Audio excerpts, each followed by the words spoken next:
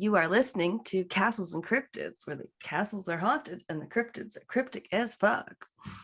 And I'm Alanna. I'm Kelsey. And it is episode 47. We are inching our way up to 50. Mm-hmm. And yeah, that one's going to be a fun one. We think you guys will like it when we get there too. Yeah. We're going to go back to our roots. Maybe do some castles or some cryptids. Just wait. You'll have to wait and see. And like teasing ahead, like how many episodes? A few. And this is our second episode back after a mini break. Yeah. So our first recorded episode. Yeah. We definitely recorded the one that come out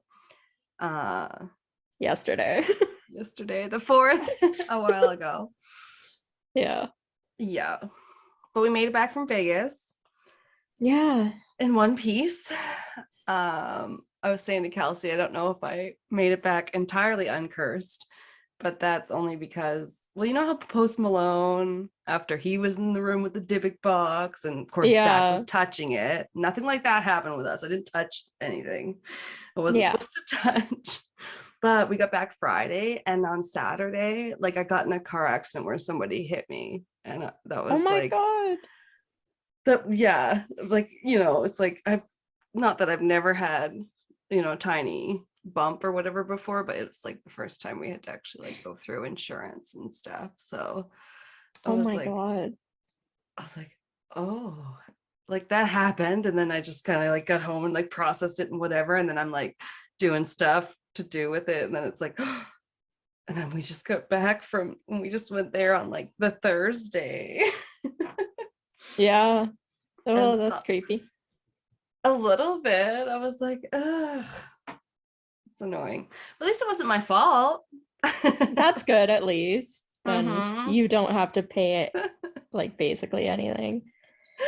And I'm like, I kind of have had bad luck with cars lately, because then I scraped up Pat's car and that was my fault. Yeah. But this way, my own car kind of gets fixed or whatever.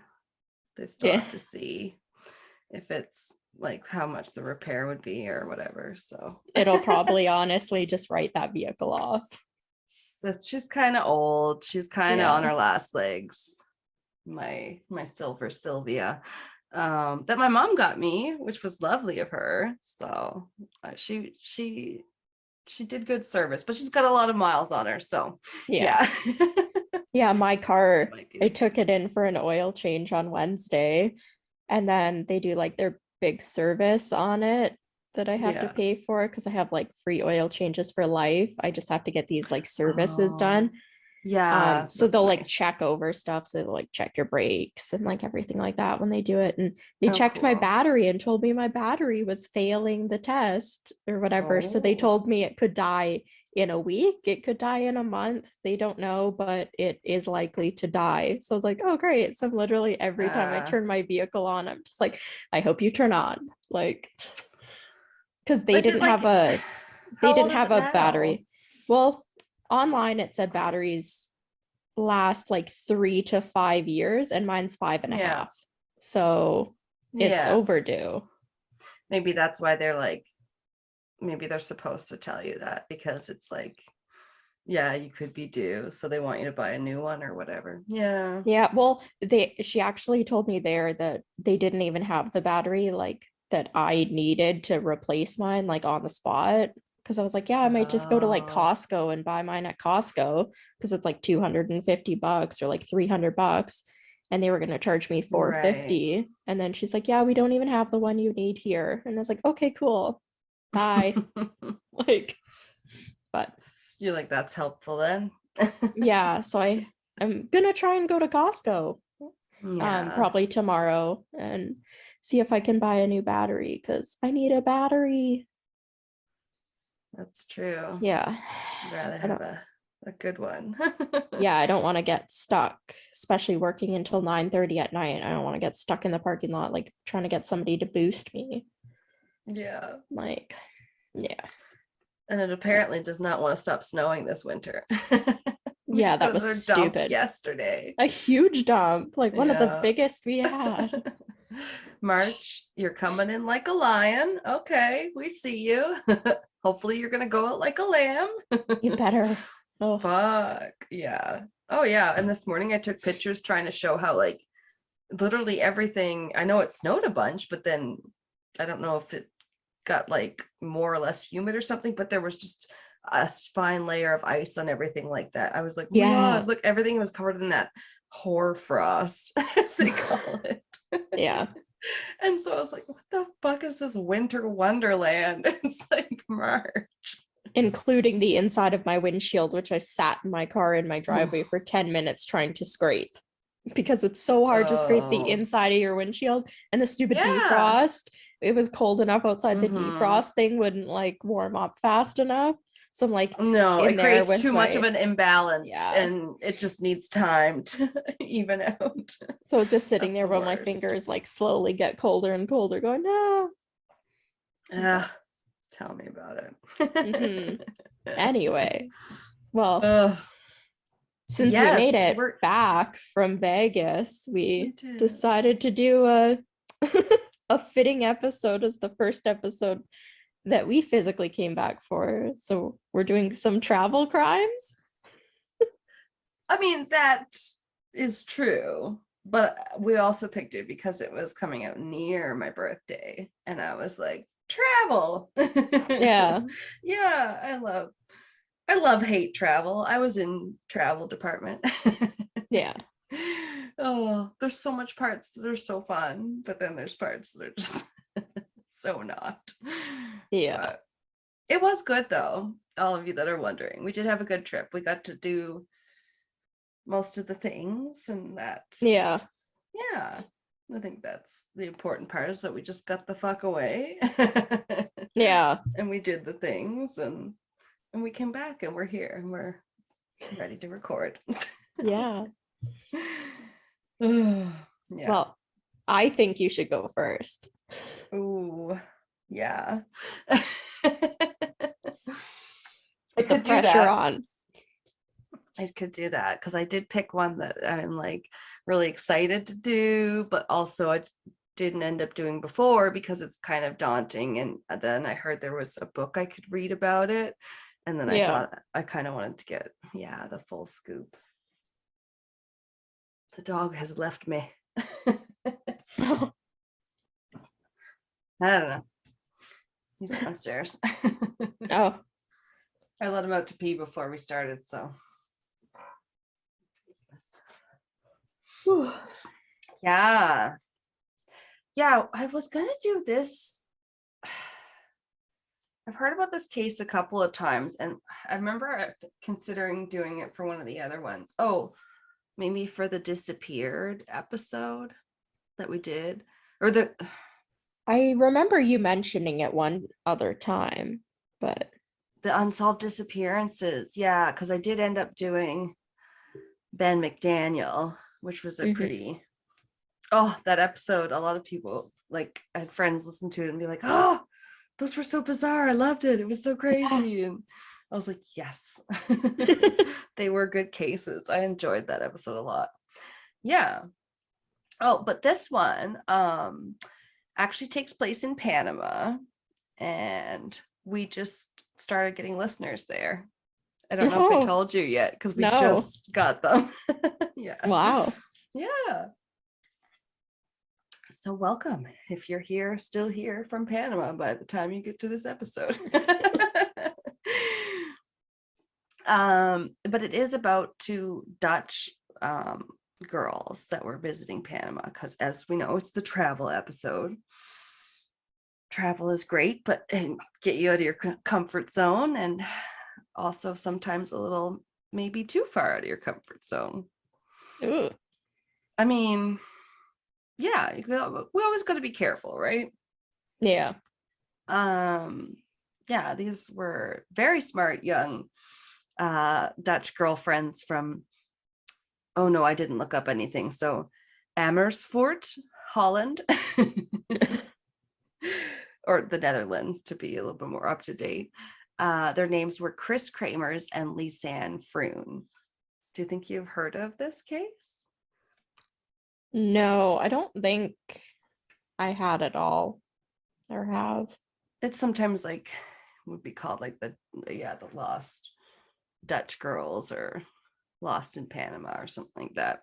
Yeah, it's been around for a while. It happened just in the early 2000s, mid 2010s. Like it's not been a long time ago, so still kind of a mystery, hence why I wanted to read I was like, oh, there is a book and these people think they might have figured out like kind of what happened to a missing persons case. It's like I was like, okay, I have to know. That's pretty cool.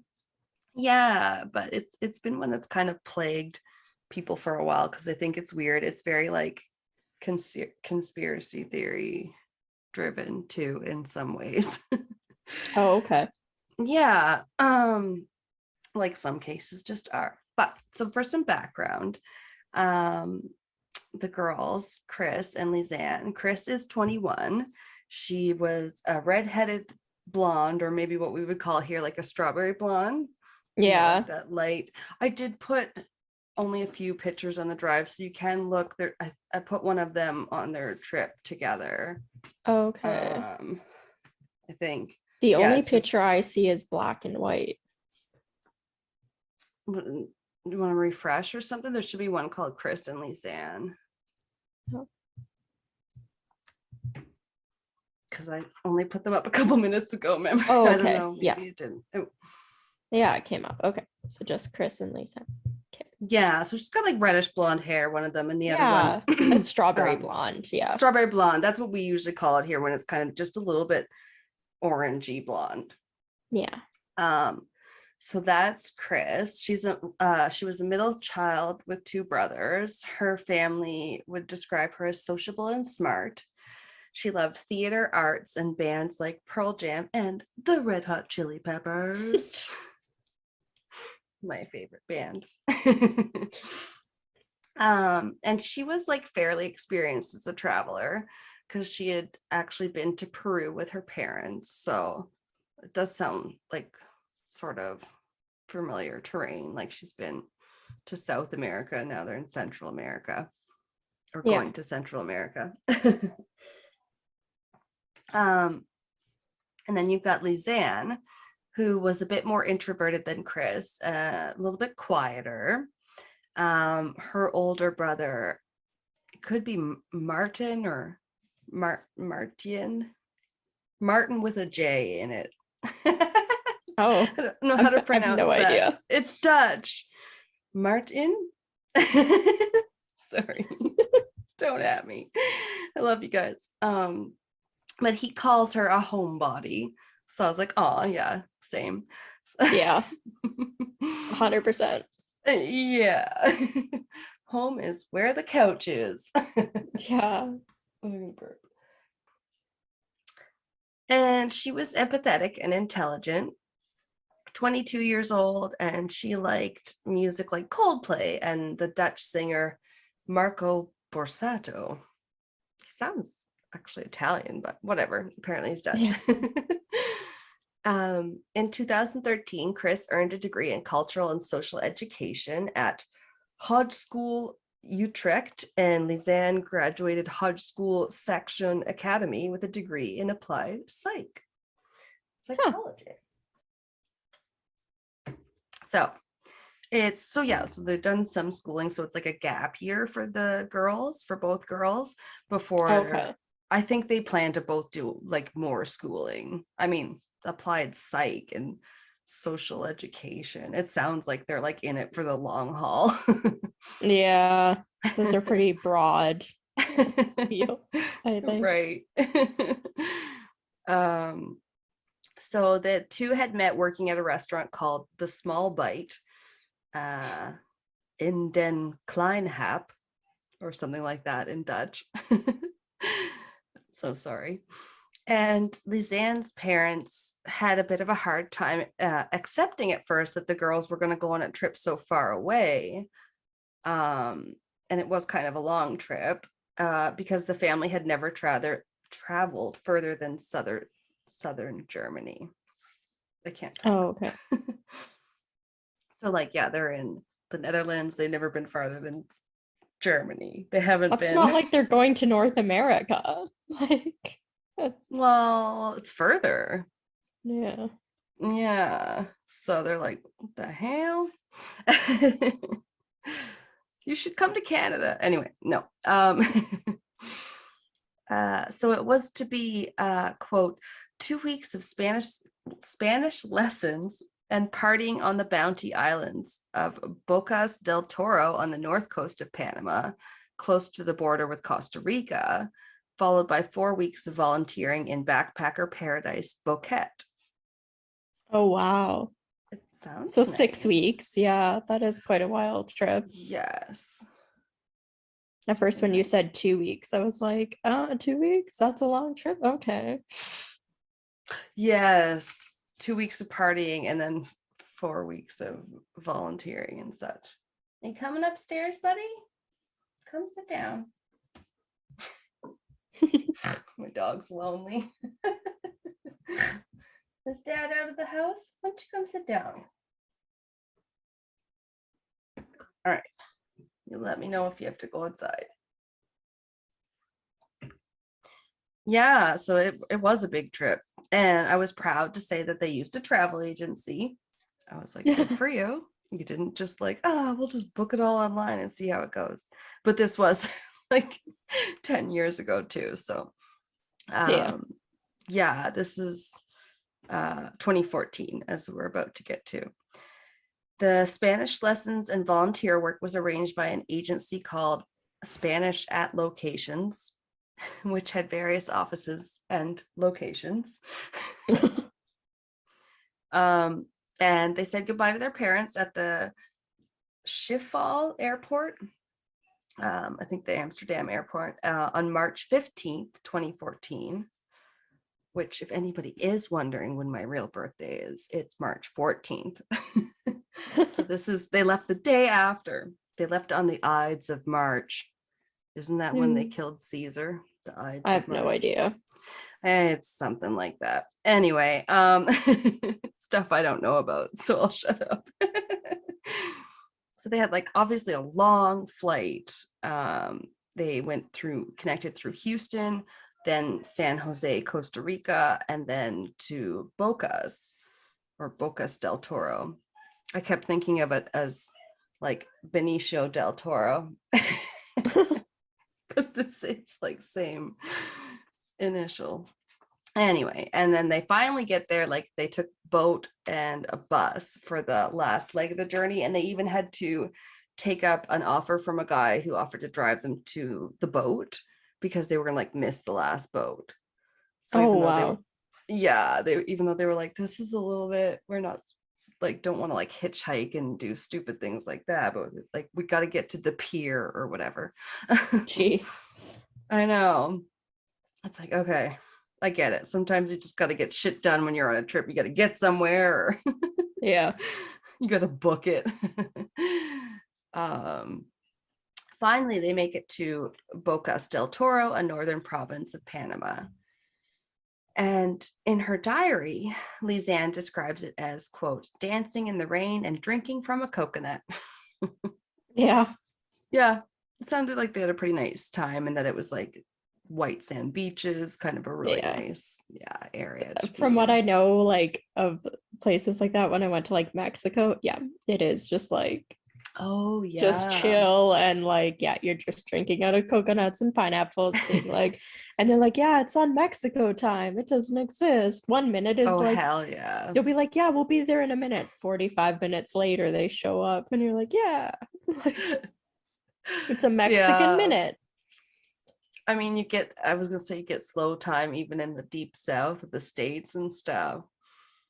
I wonder if it's just like, and also sometimes I'm from the East Coast, right? So it's like, I would say some places it's a little bit slower. I wonder if you get that thing when you're adjacent to the ocean, where you're just like, stop, look at the ocean. No. Yeah.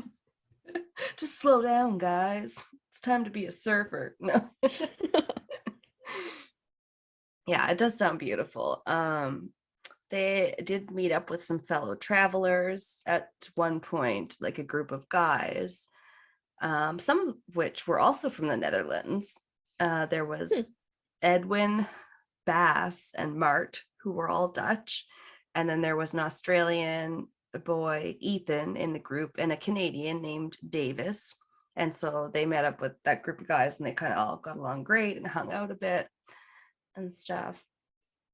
And the girls like got to explore some. When they were in their 2 weeks, they went to a place called Red Frog Beach, and they went through like a mangrove forest. Sounds nice. And then at the language school, like where they get the Spanish lessons, Spanish at locations. Yeah. I think this location was called Spanish by the Sea. Oh my God, of course. Well, that's a little bit nicer than Spanish at locations. Yeah. I got a burp. Excuse me. And at the language school, they were shown how to make gazpacho and tortillas. Oh, they showed us how to make tortillas when we were in Mexico. Yay. Yeah. That sounds fun. I like that little impromptu cooking lesson. Or was it something you had to like sign up for? Or? No, it was like during one of the things we just stopped in a village, and then for some reason I have it in my head that this village was actually the place where they filmed scenes for like Apocalypse Now.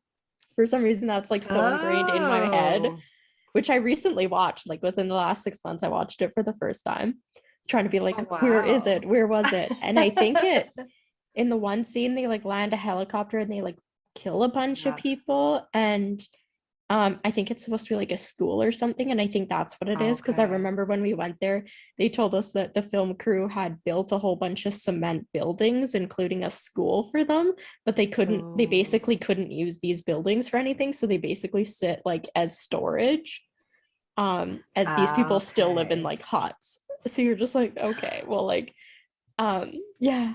But they had they do like they make like fresh food and everything every day, and yeah, so we all just had, and they did like a because it's like a booked excursion and they like plan to go through the village, so like the villagers like have stuff that they're trying to sell you, and then they have food that they show you how to make, and then they have they do like a kind of like a song like music thing, so they have a bunch of like instruments that they've made that they like play for you. It was pretty cool. Oh wow. Yeah, that would stick with you if they were like, by the way, this is because of this movie Apocalypse so Now. Many years ago, and it's just here now. Yeah. I'd be like, okay. Yeah, it was weird. I couldn't like remember it enough because I mean we went to Mexico like 12 years ago now, but oh wow. I'm like but I'm pretty sure it was that movie. Maybe they needed like I don't know. I think it's the forests. They needed it to look like Vietnam. Okay. Yeah. So they with like the trees and everything. I think that's what it came down to. They just needed it to look like Vietnam. So they did it in Mexico, I guess. Something that looks sort of like a jungle. Okay. Oh, we're gonna get to some jungle here. Just you wait. More than you'll ever want. No. Oh gosh. So, but the girls, the Dutch girls were having a pretty good time so far because they've just been kind of partying it up. Yeah. No real complaints except for some minor stomach issues for Kris, we note, and Lisanne said, quote, elephant legs from the heat is what she had. I think that was in her diary. Oh. I don't know if that means like super tired legs or like super dry or maybe both. I don't know. I've never heard that before. Elephant legs. And yeah, whenever I get too hot, I'm like, I feel like a limp noodle. So I don't know. But all in all, they're in pretty good spirits. And then as they bid the boys adieu after their first 2 weeks in Bocas, even planning to meet up with the Dutch boys back in Amsterdam. So there's something there. Although I think one of them, at least one of them's not single. But anyway, they made friends. Well, Yeah. yeah. It could just be friends. They could meet up with friends. We met some cool people on our trip, especially waiting in line at the haunted museum. Yeah. Those were our people. And I was telling my parents we met a Dolly Parton impersonator that's going to be like in our city. And my parents are like, are you kidding me? And I was like, no, she's going to be at the River Cree like in the summer or something. Right. Sometime. And it was like, and she's toured. Yeah, Vancouver. She's been to Edmonton before. It was like, it was so weird. We did meet some nice people. Yeah. And we were bound to. We were in that line for 9 years. We were in that parking lot of that like address for 7.5 hours. Oh, did you see? And what's funny too, I remember telling you that I had seen that one of the hosts of Drinking the Kool-Aid that I listened to was at the Haunted Museum on the Monday when we thought it was the first day we got there. So we kind of thought about going, but then we were like, we can go on the Thursday. And then when I posted on our Instagram, the podcast Instagram, and that like, mentioned that we had gone to the Haunted Museum, they were like, I was just there on like Monday. And I was like, I know. I know. Yeah. I got so excited. And if I could do it all again, maybe I would have gone on Monday. I don't know. But then we wouldn't have met the nice people. Well, I don't think it would have made any difference because we still wouldn't have been able to pre-buy tickets and we still would have been waiting in the line. And it gets very busy, people. Nobody had told me that it got that busy. So I really didn't think it was going to be an issue. But anyway, we made it. Yeah. And then who knows? Apparently I pissed off Peggy or something. No, but in the room with the rocking chair that was haunted, I did knock, like there's like a thing that I thought was like an armrest, and then it just kind of like I leaned on it and just kind of went bloop on the on the banister or whatever. I was like, oh, okay. He's like, oh, it happens all the time. The only thing I touched in the whole place was the carpet of the room that they said owned the bunch of stuff that was Al Capone's. As people were filing out of the room, I literally bent down and like dragged my hand across the carpet going, I was stepping on it anyway. I'm gonna touch it. You just got all laggy. Oh, sorry.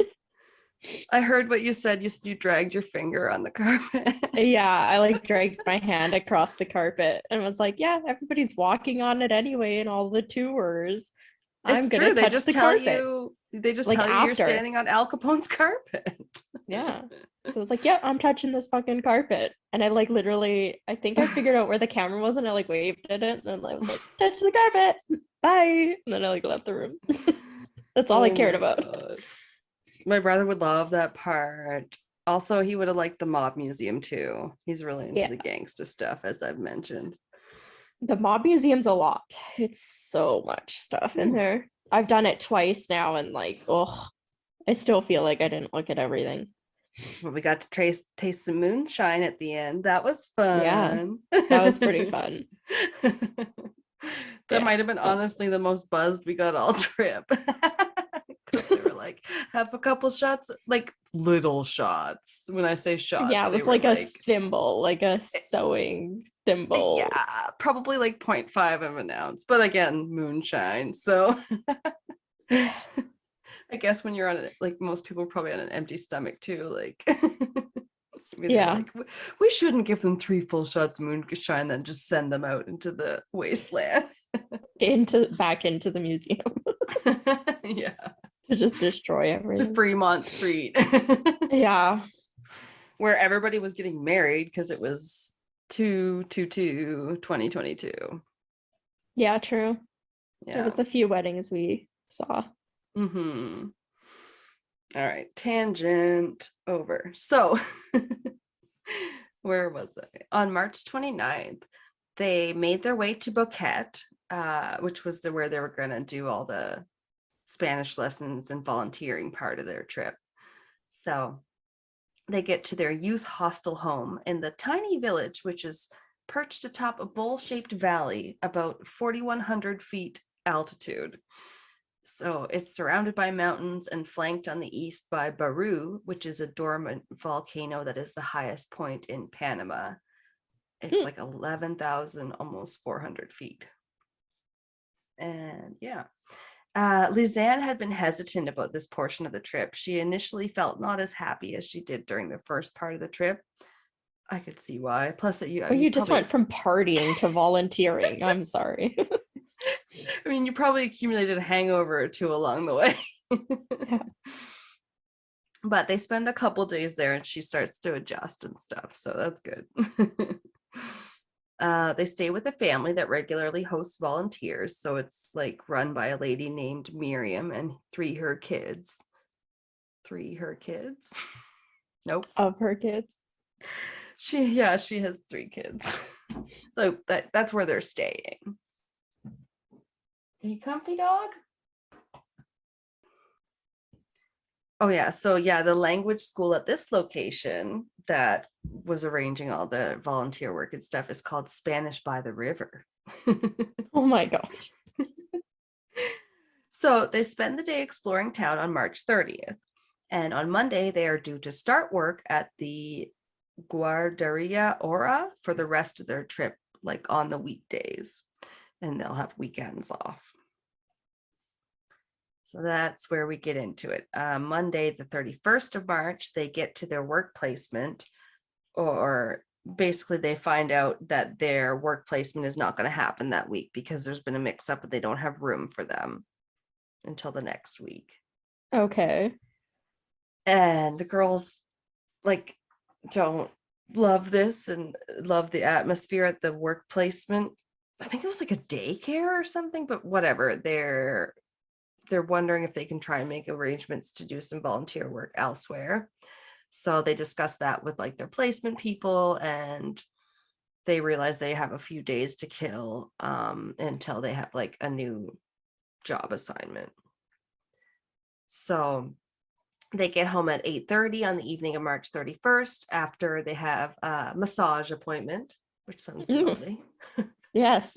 If we could have afforded it in Vegas, I would have done it. Right.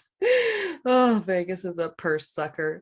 So that night they discussed possible outings they could do over the next few days to week. And April 1st is the next day where the timeline can get a bit confusing. Even reading a book about it there. From different witnesses at times there was like 2 timelines, but yeah, you can get into it a bit. It's believed that they around 11 a.m. they take a cab from like the residence where they're staying to go for a hike, but they didn't really tell anybody that was staying there where they were going.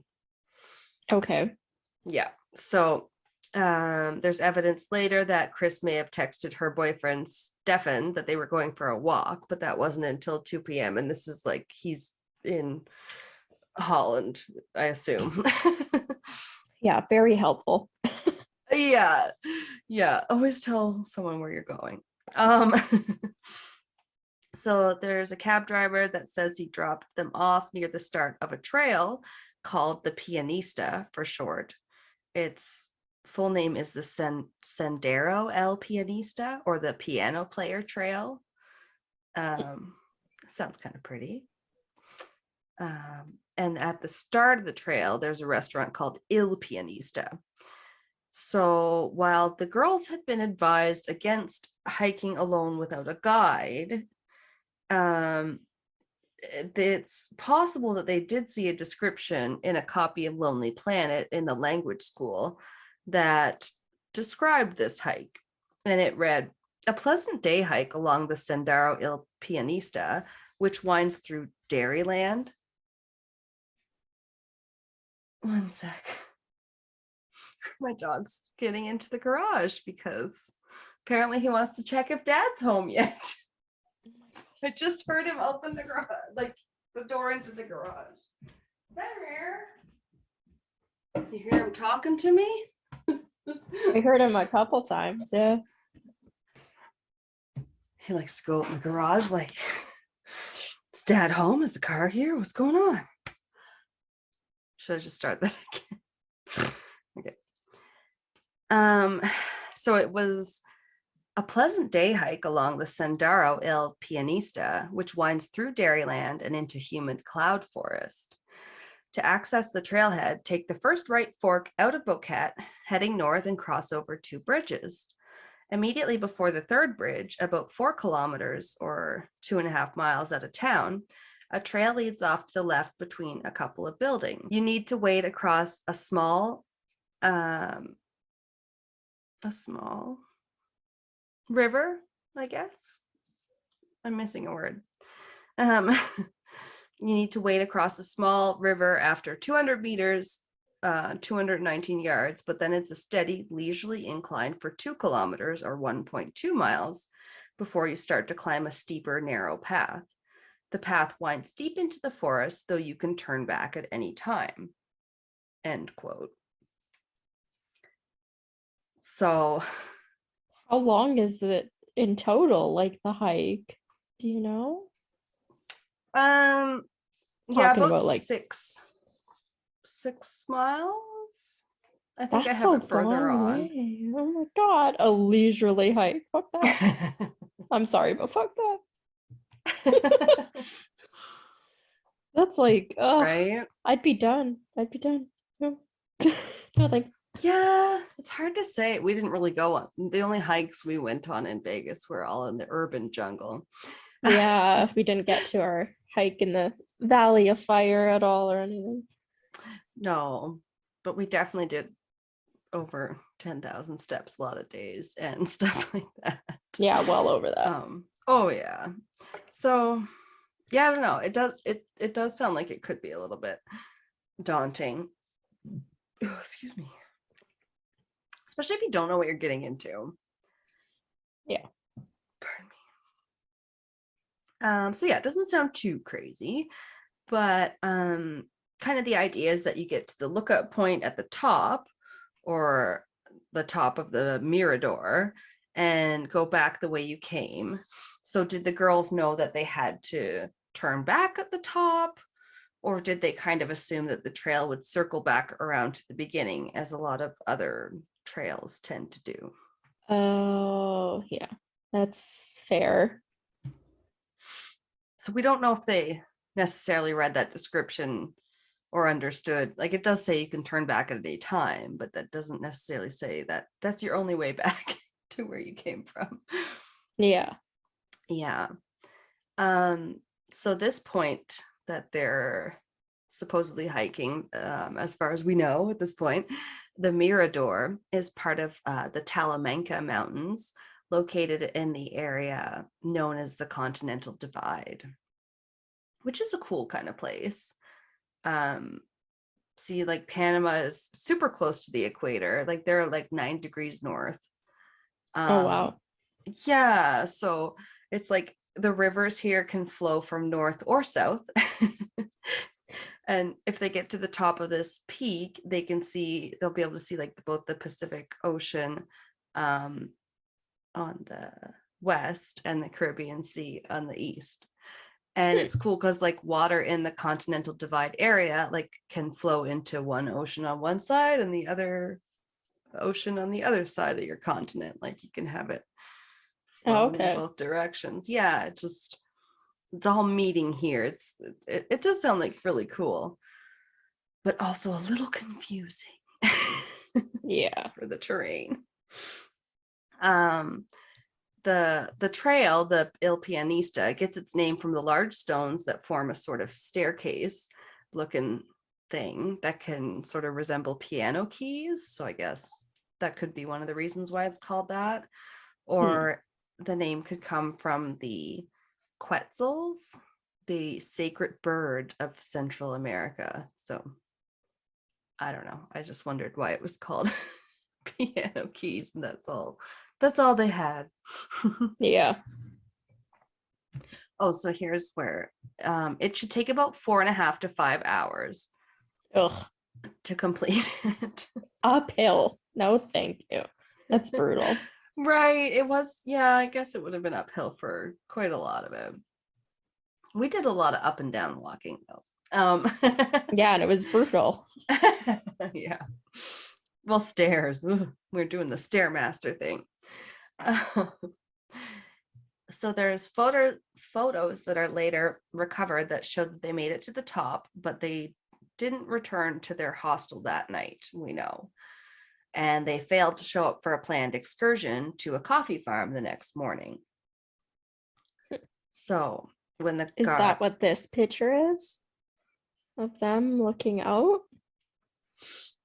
No, I think that's just them. Else? That's them along the hike. Oh, okay. Yeah. There's a lot of pictures actually involved in the case, but there's only a few that are like mentioned or sort of important. So that one's just a nice one of what they look like and what they were like wearing that day and stuff. Oh, okay.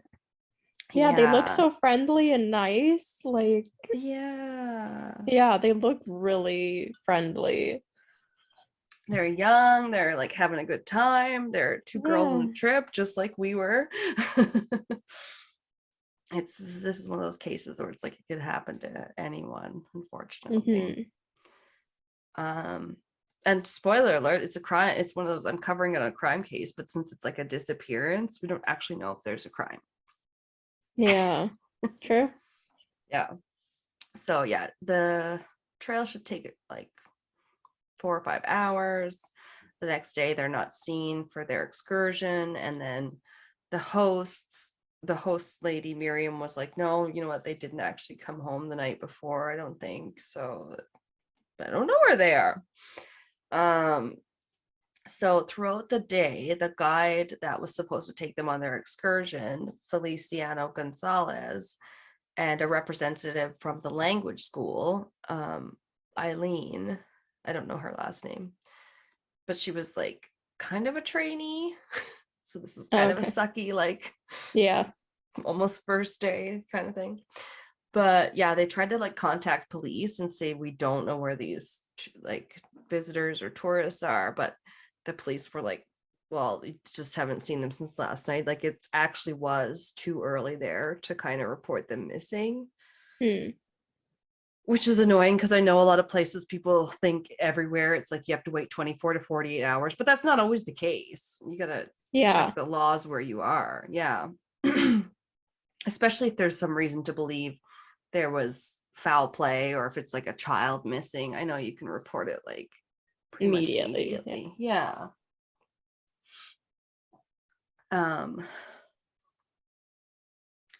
So yeah, they tried to contact police, couldn't quite file a report yet. They're checking around places the girls might be, like the coffee farm. And eventually later in the day, the police want them to retrieve the girls' IDs from the host. Sorry. I'm sorry, from the host, like the hostel they're staying at. So they can file a police report. So then some searching is starting to get underway. Some people are given the go ahead to maybe start searching the area. Like especially the people that are like, they're missing, like that guide.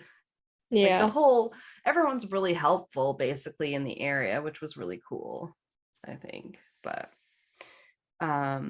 it's not in police hands yet. So the problem was, as I said, they hadn't told anyone exactly where they were going. Yeah. That's not good. Yeah. And that tip off later that I think I mentioned was a cab driver saying where they had taken them. They didn't know. So they didn't really have exactly an area to start searching yet. So that's shitty. And also problematic things like local experts of the area, just like people that would know the terrain really good, weren't given the go ahead necessarily to start the search yet either. I don't know. It's just sometimes maybe some red tape or something. But it wasn't until later when they actually found Lisanne's backpack that they were able to kind of establish a little bit more of a timeline. It was found by an indigenous woman from the settlement of Alto Romero in the middle of the jungle of Ngobe Boogle? I don't know. It's spelled like bugle. That's what I'm going with. But this was actually about a 14-hour walk from the point of the Mirador where they were supposed to be. Yeah, so it's like 30 kilometers or 18 and a half miles away. That's brutal. So that's kind of bizarre for one thing. But it's found like in a river basically, or on a riverbank. So it might have been like swept away. Yeah, the first reports, yeah, they all say that it was like either washed up on the riverbank, or some reports said that it was hanging from a tree. There's definitely points where the media had conflicting reports in this case. Yeah, mine has that too. In mine a little bit, yeah. It can fuck things up. Yeah. What are you drinking? It looks like it's a chai tea. Oh. Yeah. It looks like when I make something in my Ninja bullet. Yeah, no, because my house is infested with gnats, like little tiny gnats right now. Oh. I don't know, like basically noticed them when I came back from Vegas. Like they are literally just fucking everywhere.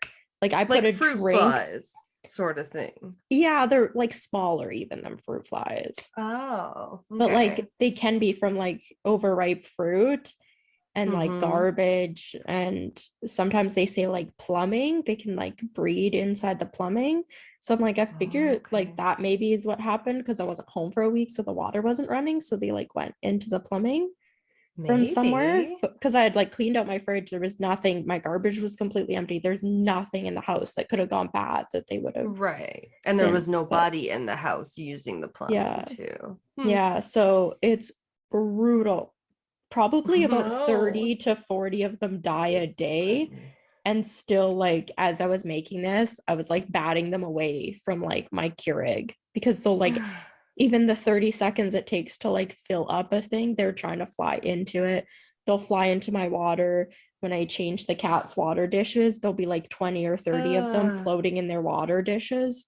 I have all these little cups of water like around my house that I get them to like, in spots where I notice there's slots, I put out a cup of water and they'll like drown themselves in it. So I'm probably killing. Yeah.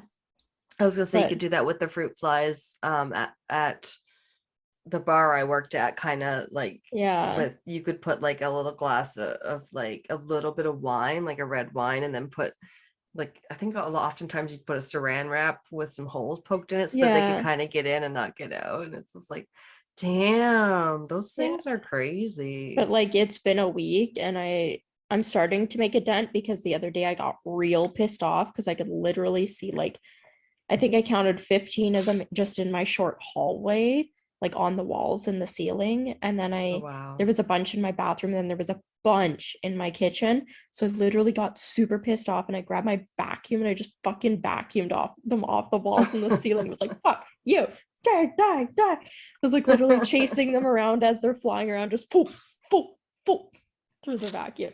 It was just like, ha. So I feel like by suction. Yeah, I think I finally made a dent in them because I vacuumed them all up. I was like, now, and then I didn't even empty my vacuum bag. I was like, I don't want them to like go in the garbage alive and then like fly out of the garbage. So I was like, I'm gonna let you sit in the fucking vacuum for like a week. Oh, totally. Yeah. Especially if it's not full. Die. Yeah. I'm like, you can die in there. Yeah. Ugh. Ashes to ashes, dust to dust. Yeah. But it's like, yeah, so I have to drink even my food. The one day I was making a sandwich and I literally put mayonnaise on the bread, and I went to grab tomato and there was gnats on the tomatoes, like in the container I had of the tomatoes, and they were already on the mayonnaise on the sandwich. And I was like, oh no. Like, and they say you can get sick and stuff from them like contaminating your food and drinks. Yeah. Oh, So I'm like, really? yeah. They're just so So annoying too. yeah. God. Wow. Yeah. So I'm like, I basically have to eat really fast and like be careful what I eat, and all my drinks have to be covered and everything like that. It's like, God damn. yeah, it sucks right now. Right? Like, because sometimes you can find a source and just, I haven't been able to figure it out. It's yeah. so weird. Like, I thought maybe the plants, and it seems like a lot of them are dying more so around the plants than before, but all the plants I have, I've had for, I don't know, 2 years. Yeah. Like, none of them are new. They've all always been indoors. They've never been outside. I don't know where Yeah, they that would have would seem suddenly like come from. exactly. It seems like an excessive amount. I notice a few around plants every so often, or we've had Yeah. sort of like millipede infestations in our plants too, but like, yeah, you wouldn't think it would account for that many No, it's like little insane. gnats or whatever. Like Ugh. if I went to get one of the little cups right now, you could probably count like 20 in there. It's like a cloud of them floating in the top. It's disgusting. As I cover my drink, I'm like, I've been in here when, yeah, I wasn't taking care of this plant I have in here, and they got in my wine before, and I was like, well, no Yeah. fun. Don't need Yeah. that extra chewy protein.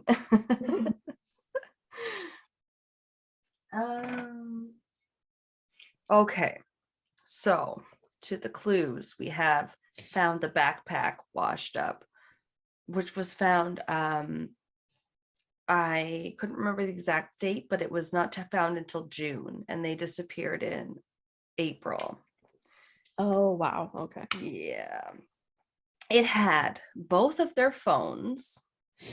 Some media reports reported that they were found dry and undamaged, which is weird if that was true. Yeah, if they say it like washed up. Hold on. Yeah. Oh, my butt's falling asleep. My cheeks. Yeah, so they found their phones in the backpack, both of their sunglasses. This is a little weird. Both of their bras, one black with red flowers. I mean, if you're fucking walking for 4 to 6 hours and then possibly another 14 more, I'd probably be taking off my bra too if I'm like, I'm fucking angry. To In the me, jungle. yeah, I don't know. Depends what kind of bra it is. If it's a sports bra, no. If it's a regular bra, yeah. Yeah, I could see it. And like also depending too on things like chest size and like, I don't know, it would be sweaty. Yeah. But like, yeah, that was to me like a weird detail that just never really got explained. Yeah. They had like around $87 in cash that was found in the backpack, along with 5 quarters. So there was money still in it. So they weren't robbed.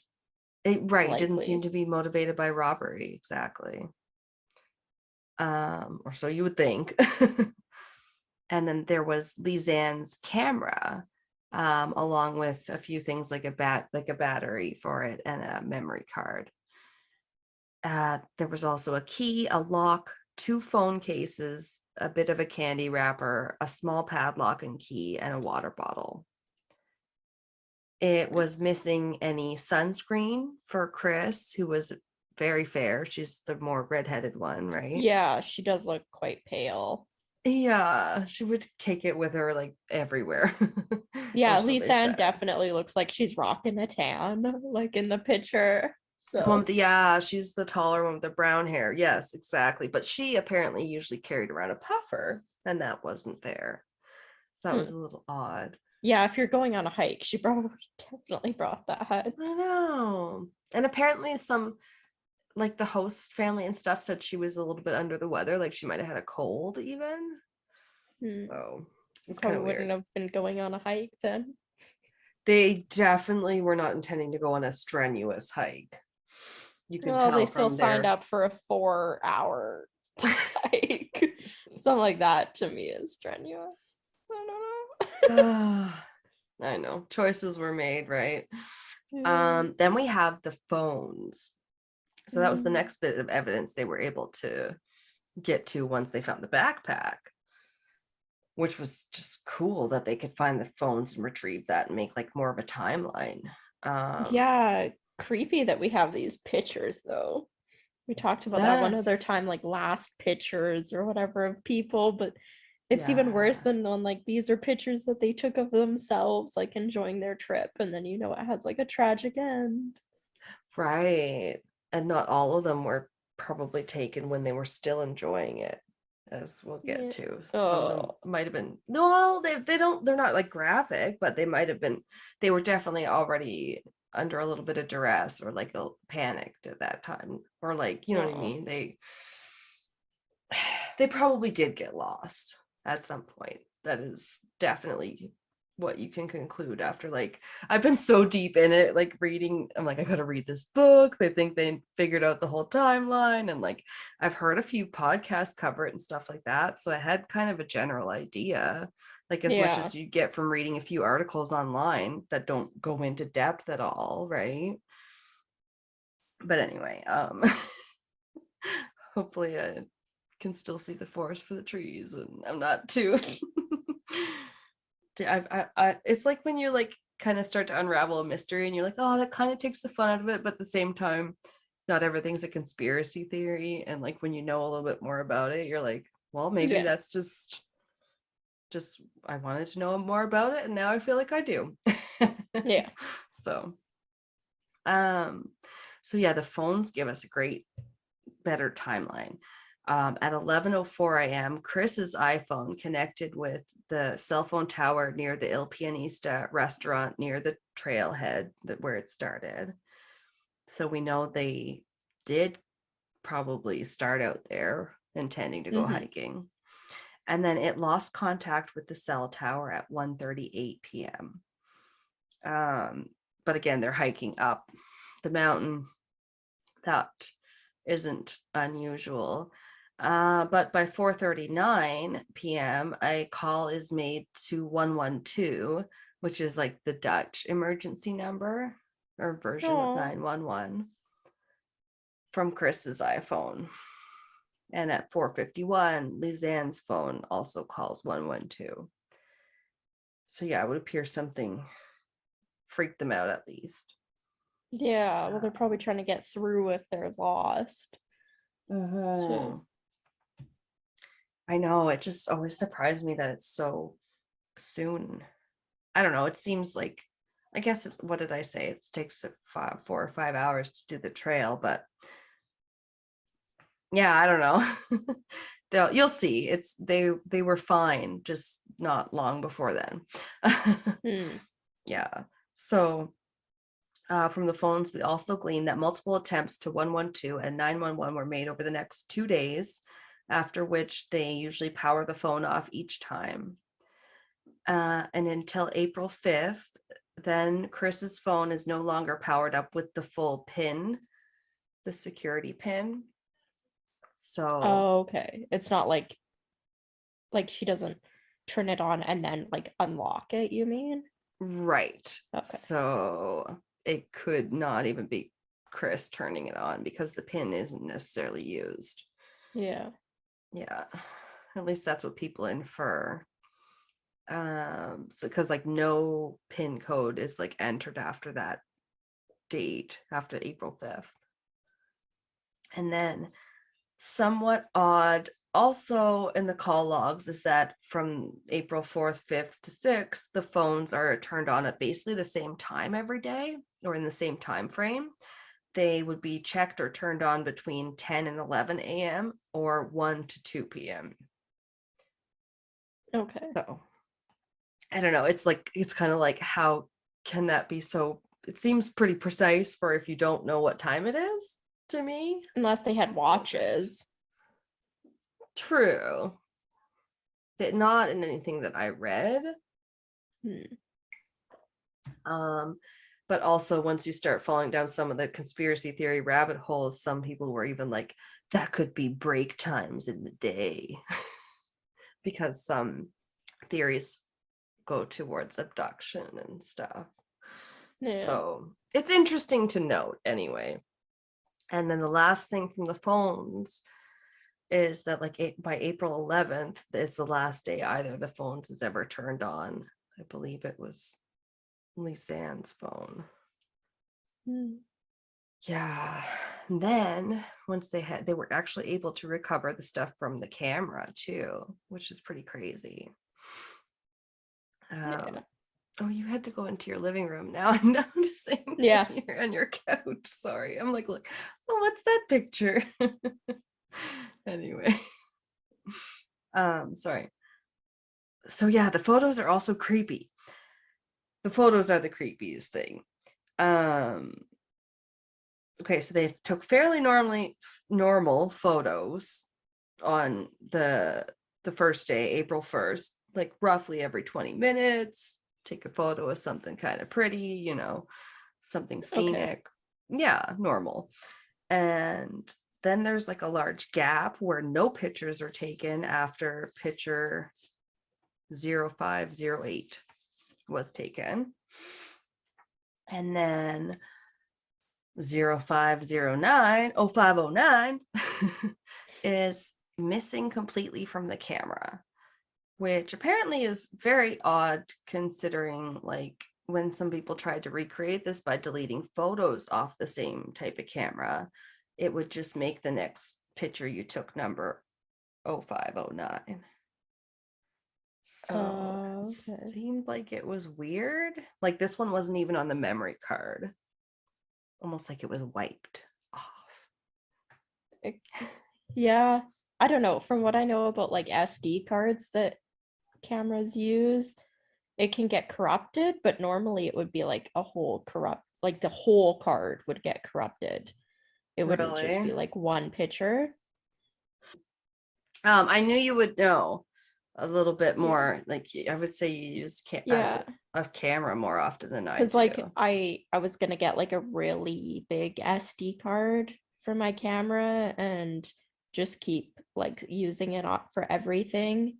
And they actually told me it's better to have like two and then to basically just use one. And then once you have pictures on it, like just transfer them as quickly as possible, like to your computer instead of keeping them on the card, because the card can get like corrupted and then it's like useless again.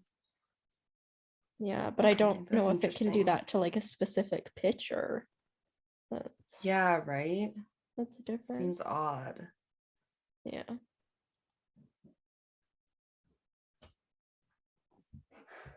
Okay. Lay down, Bailey. Oh yeah, I remember my brother saying in a text today that he thought it was cute when he could hear her purring. Yeah. It must have been Bailey. It was in the last episode. Yeah. I'm like, well, they'll hear it again. Just fucking engines motoring here. She's like 2 inch. I'll put the mic over on this side so she's a bit quieter. I can hear her. So loud. You lay down, Fenrir. You're such a loud purrer, Bailey.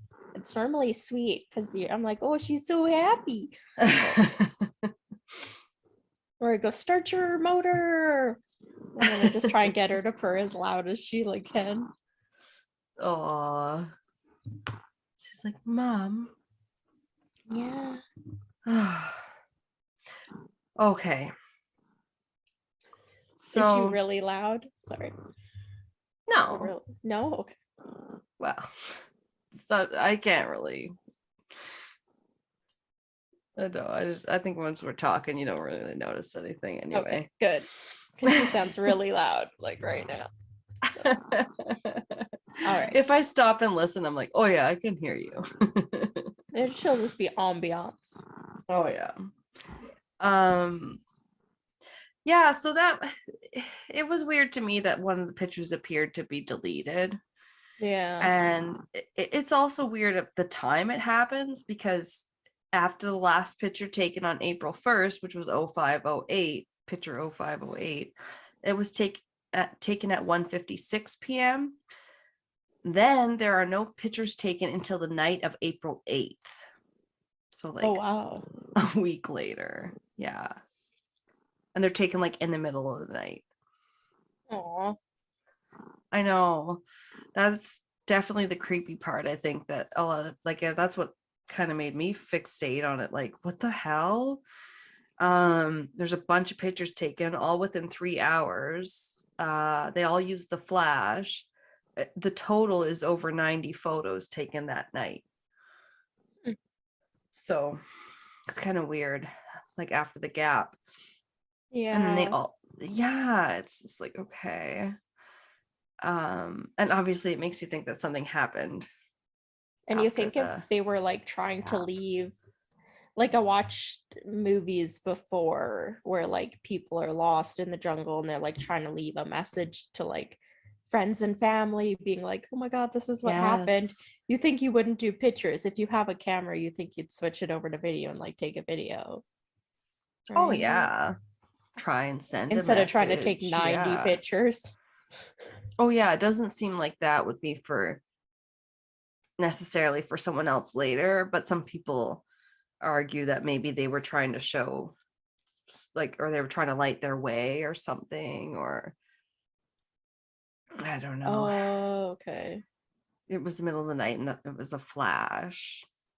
We'll get a little bit more into some more details of the photos. I have a little bit more on them. Although, like I said, it's a lot of it from here on out is a lot of theories and stuff. They all the nighttime photos, all the nighttime photos. They all show like surroundings, like rocks. They show a steep wall, a riverbed, and the angle makes it appear as though they were taken almost like from a reclining position. So it's almost like they were laying like by the river or something. Yeah.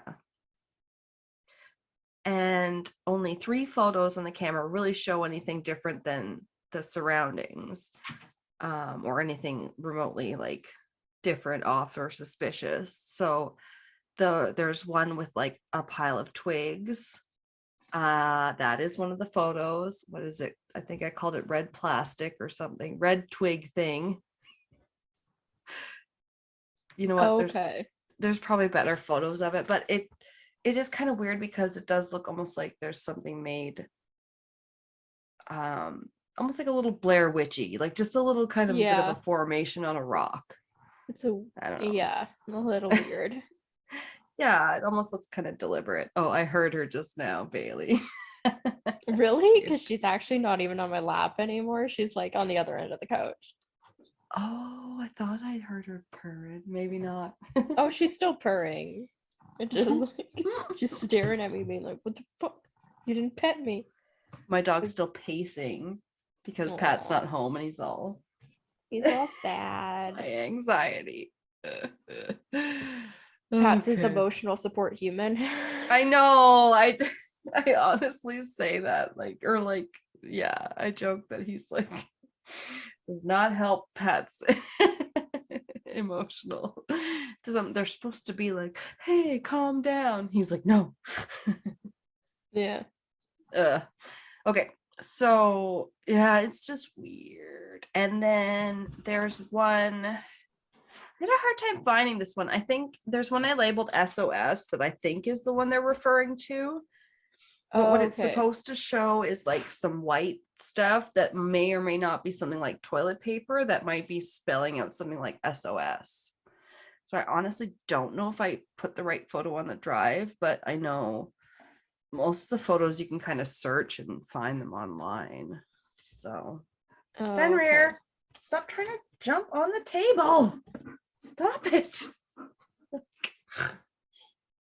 Yeah, that one's pretty hard to make out as anything. See, and the other one, the other photo that showed something other than their surroundings, looked like it showed the back of Kris's head. So that's the only other photo you'll have left to look at. I thought when you uploaded that one for me to look at, I was like, is this to prove she has strawberry blonde hair? Like, here's a close-up. This is what I mean. This is the color of her hair. I was like, yes, because the authors of the book speculated that it was probably taken by accident at that close of a range. probably. I doubt you're trying to take that close of a picture of your friend's hair. Yes, now I'm trying to look at it again because okay, very hard to tell in the picture that I've uploaded anything like this, but most of the time people say it shows a picture of her head up close and that what you can see on it is blood. But oh, now trying to look at that one again, I'm not seeing it really. So it's one of those, right? It's weird. There's some weird photos. They're dark. You don't like by the time the internet gets them, they're brightened up and stuff like that. So that one definitely added to some of the reports the thoughts that one of them probably got injured. Oh. Yeah. Well, I mean, because obviously something happened. They were actually on from the start of it, a pretty good trail. And and then radio silence for 7 days. That's what creeps right me after out. the distress so call. Long. It's so long. Right. It's not like they disappeared and then they were gone in 12 hours and nobody knew, but no. That they were out there for like a week. It's just right. Oh yeah, I know that part is distressing because you're like, one or both of them could have been alive for a week or more out there. Yeah. And they found more stuff eventually. They found both of the girls' shorts eventually were found near the backpack where it was found. And that was the shorts were found on June 18th. So did you know that? And this was like 2 months after they were disappeared. And then actually by August 2nd, they found various bones and bone fragments that washed up on the river there. And some of it included animal bones. So that river, I think, definitely washes a lot of shit up. Yeah. But that's what we know. And then on August 6th, we know more bones were discovered, as well as, this is kind of gross, they found a large piece of rolled up skin. Ew. Not a great term I ever thought I'd have to say. Yeah, what the fuck? Roll up skin? I know, but they say that it actually did turn out to be from a mammal, possibly a cow. So it was also just animal in origin. That's good. Not people skin. The first thing I thought of was the Haunted Museum when they showed us that like Ed Gein room, and then they're like, and this is what his like people suit could have looked like, and don't worry, this isn't like a piece of skin from the suit. It was a guy that like looked like a piece of skin. Well, no, they said it was a guy that volunteered his body to be made into leather. Right. And you're like, oh, so it's not Ed Gein people skin, but it's still people skin. Thank you. It's you're exactly. Like, no, it's ethical people skin because he volunteered his body for science and haunted museums. It's just like, oh, people. That's I don't true. want to know what people look like as leather. Thank you. No, that's a lot. And then like seeing pictures that Charles Manson made, or that was made with his blood. See, that stuff doesn't bug me. No, it was a little less identifiable as human parts when it's a painting like that. Yeah. No, what bugged me was that room of that creepy guy that like electrocuted those men or whatever. I had never heard of him. I can't even remember his name. That rape room or whatever they had. It featured a lot of his torture stuff. Yeah, and like all the pictures, and they said that they found hundreds of pictures, and like these were some of them. Oh, I could have done without that room. That was a lot. That was part of the stuff that if you wanted to bow out of that part of the tour, you could, because it showed actual stuff that they were used to like be hogtied with. Yeah, that was different. Yeah, that was a lot.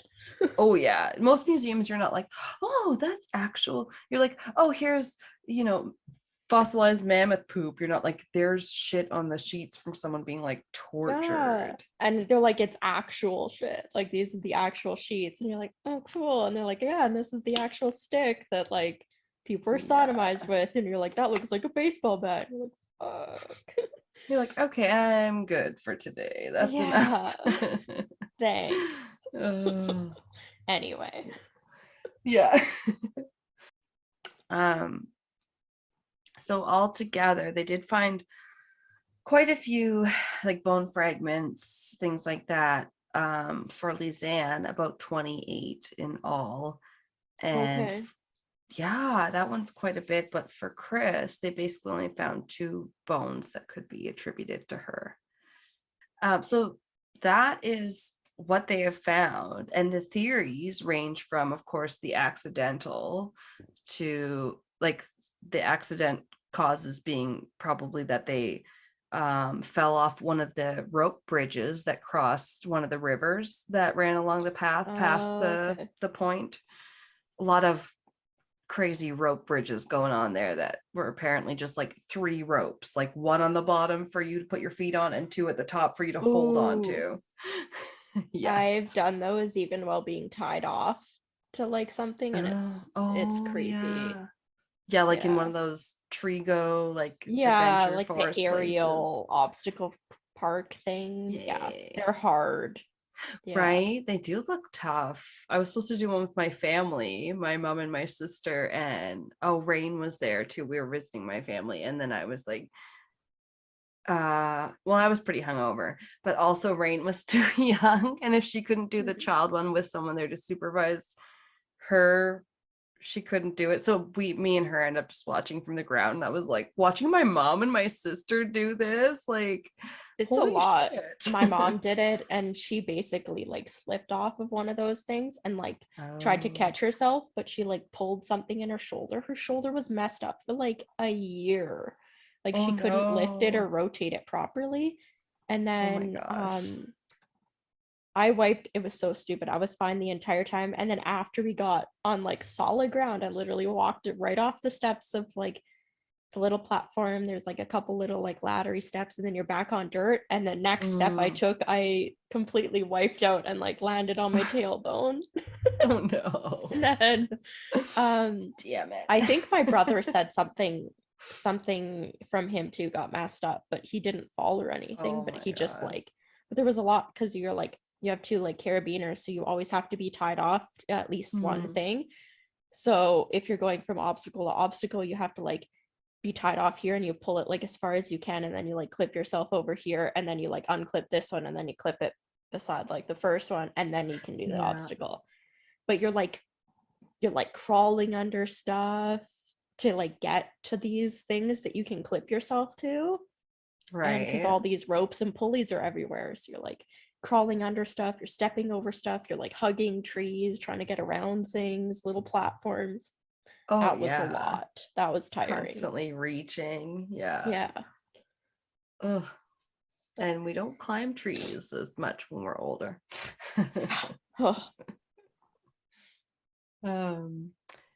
So yeah, that's basically the 2 categories, the accident and the crime, would be that they had an accidental fall, like possibly off of a rope bridge into the river. Many people assumed so, and still do, I think. But what they kind of get into is that the timeline isn't really right for that. It doesn't jive up a whole lot with where the first rope bridge was and how far they would have gotten by the time the first call was made, kind of thing. Yeah, I figure they probably wouldn't be in the same area as the hike 11 hours later or 11 days later or whatever. No, and it's kind of like they got to the top point of the mountain, like the lookout point where they probably should have turned back, and that was at like a few hours after they first started the hike the first day, and then the first distress call was just a few hours after that, so they probably wouldn't have even barely, I don't know, it was something like they wouldn't have reached the rope bridge or something like that. It just didn't even Oh. Yeah, drive up that way. The timeline is very confusing. um or so the other accidental one might be that they went too far and got lost, or that they got injured and got lost. Yeah. I mean, you twist your ankle and you could be fucked. In Exactly. a 4-hour hike and you twist your ankle. Yeah. Yeah, and we know that they made the distress call by 4:30ish that first day. So obviously, even though it didn't seem like it would have given them time to even be lost far off the path, something must have happened that prompted them to call emergency numbers. It's just I don't know, not bizarre, but it's weird enough that people, I think that's why it niggles at people and stuff, is that they're like, well, people get lost in the woods, but they always get found, or their body gets found, or some explanation comes up, where this one had a lot of like loose ends and weirdness. Yeah. So second, if it was an accident, then it could have been a crime involved. Biggest theory in that being that it was like some sort of actual murder of some sort, and then plus a cover-up. And the main reasons for a cover, like I think almost a cover-up is almost more believable than an actual murder, because it seems like there's more like points towards a cover-up, like weirdness with the bones that they found, which I'll get into a little bit.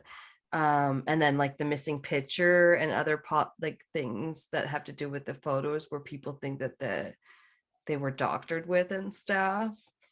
So there's like, I know there's different almost conspiracy theories around there being a cover-up. But people also think they could have possibly just been scared of someone and been like running away. And I've heard that a few times, where like the pictures might have been to either try and light their way, or just, I don't know, try and see where someone else was, like that maybe somebody had scared them, and then that could have contributed them to getting off the path and getting lost.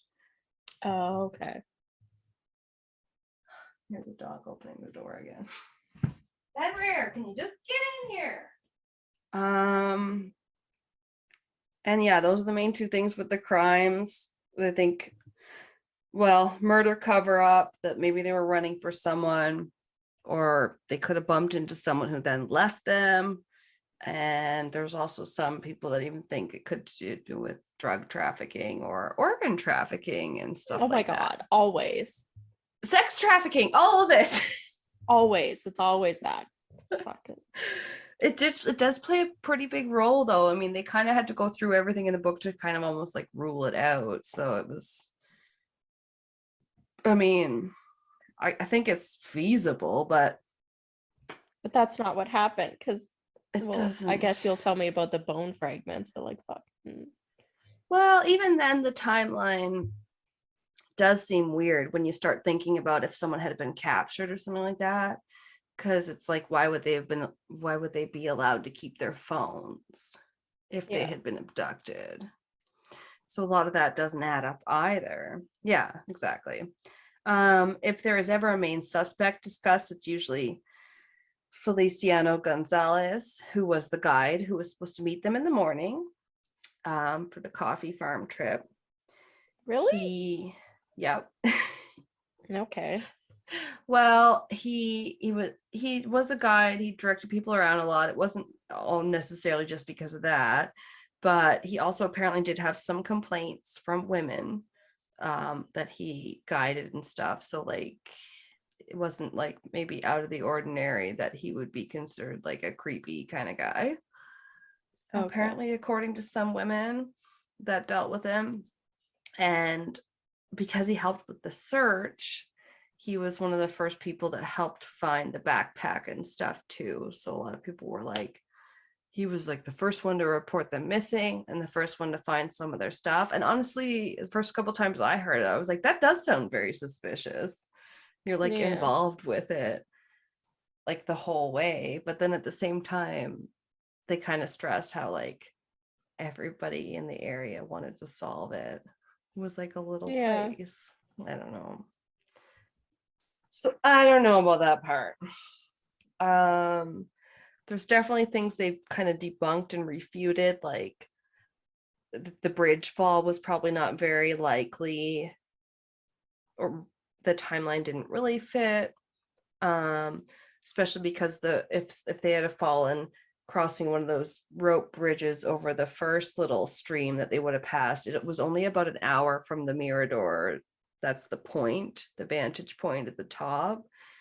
So they were like, it's very plausible that if you got hurt like only about an hour from there, that the other person would have probably gone back up to the top to try and find cell coverage, try and call for help. So didn't seem to line up with that.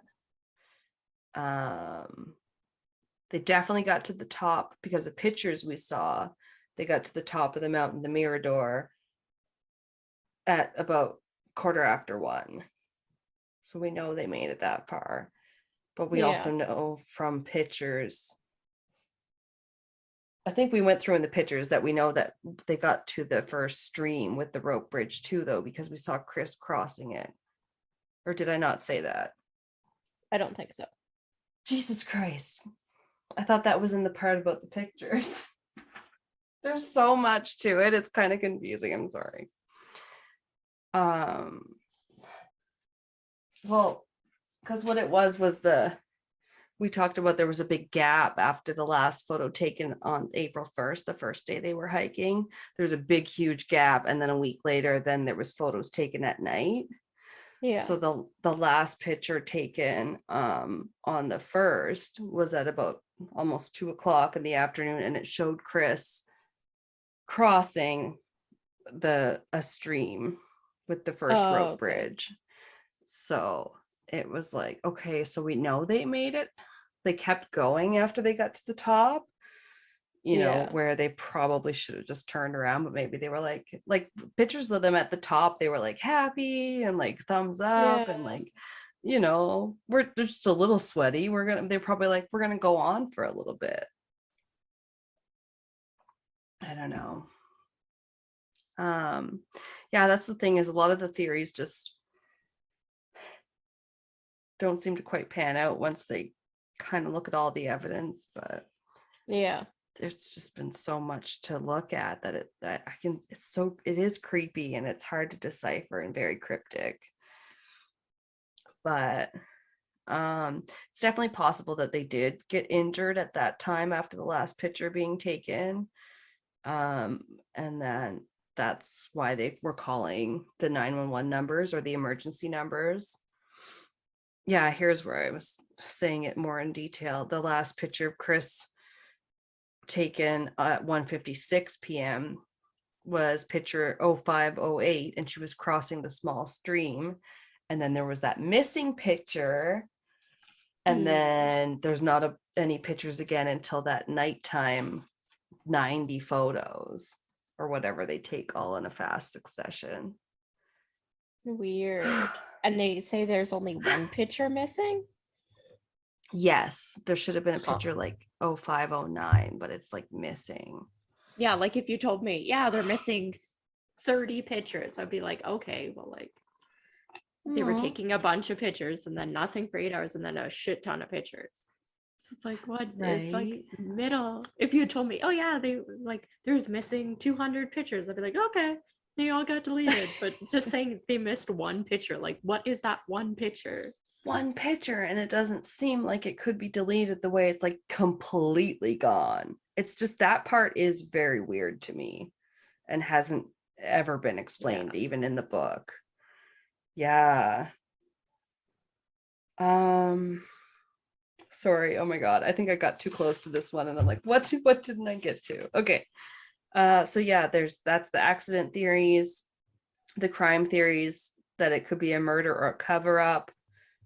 But in my mind, the biggest evidence to that is that any weirdness with the photo that's missing or any photo possible deletion or manipulation, because some people think that the photos were actually like photoshopped and doctored with and blah, blah, blah. Because theories. And I don't know, it's very weird to me. And then there was the state of the remains. The bones were very bleached. Some of them almost seemed like they were bleached or like burned with lime or quicklime, which is something that the farmers use in the area to hasten or speed up decomposition of a body. So they like do use it for farm animals. Yeah, which is kind of weird. But then also at the same time, others argue that it is just a natural bleaching of the bones from like the climate and stuff. I was gonna say, you said they were really close to the equator. It's true. Although the weirdest part to me was when they said that the pelvis looked like it had, like the pelvis appeared to have been cooked, the pelvis bone they found. I know. So it's like, well, that's seems like it couldn't be mistaken. Yeah. I'm sorry. I know this one would go long because it's so crazy.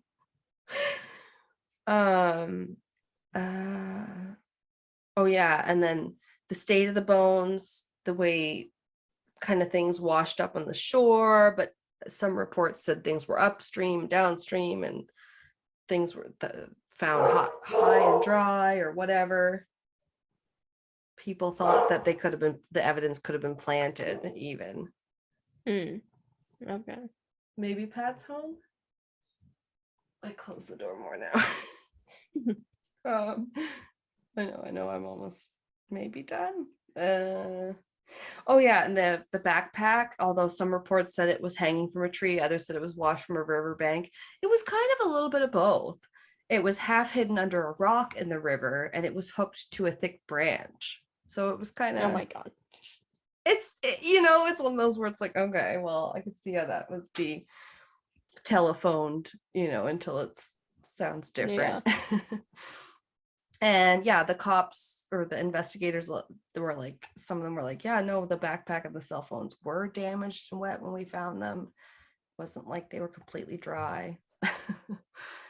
But yeah, still that photo that they did some investigations, the author, where they were like, it's weird that no trace remnants remain on the memory card of the missing photo.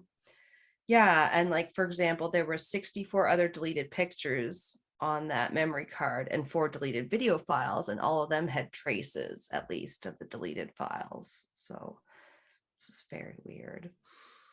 So the conclusion of the author's exhaustive, my words, and complicated camera testing was A, either the photograph has really been removed by an expert with a computer, or B, memory card A was removed from the camera after taking photo 508, after which memory card B was inserted, then photo 509 was taken. After taking this picture, memory card B was removed from the camera. At some point, memory card A was reinserted, after which photos 510 through 609 were taken.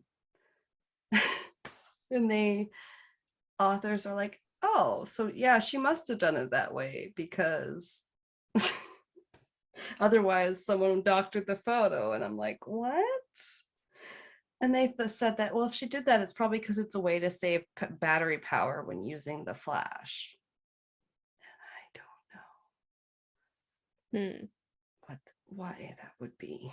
Like, I know they told me when I'm not using my camera and just storing it to take out the SD cards, but I have mine labeled. Like, I have 2 of them. Using it. Yeah. So not like, in the middle of using it.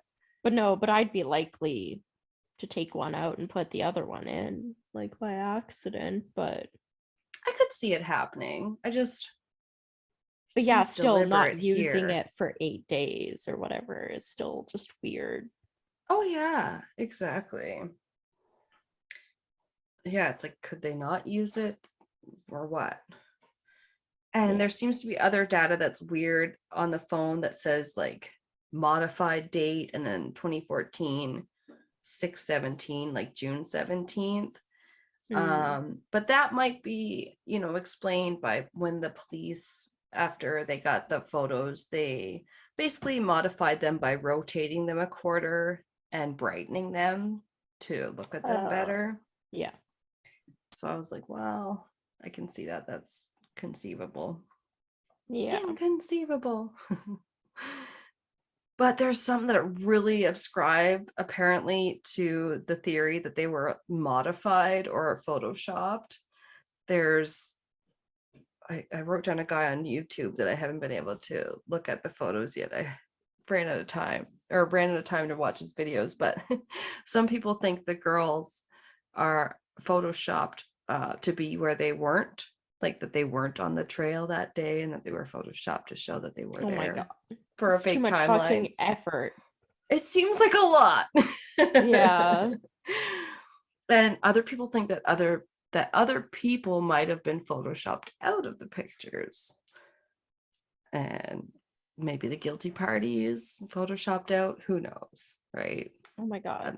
I'm pretty sure they probably would have just deleted the pictures.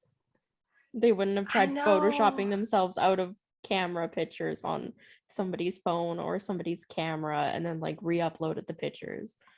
And the expert they consulted for the book, this guy named Rob DeWinter, like disagreed that they'd been tampered with at all. Yeah. And I was like, it would only provide an explanation as to why the one photo was like missing and stuff like that.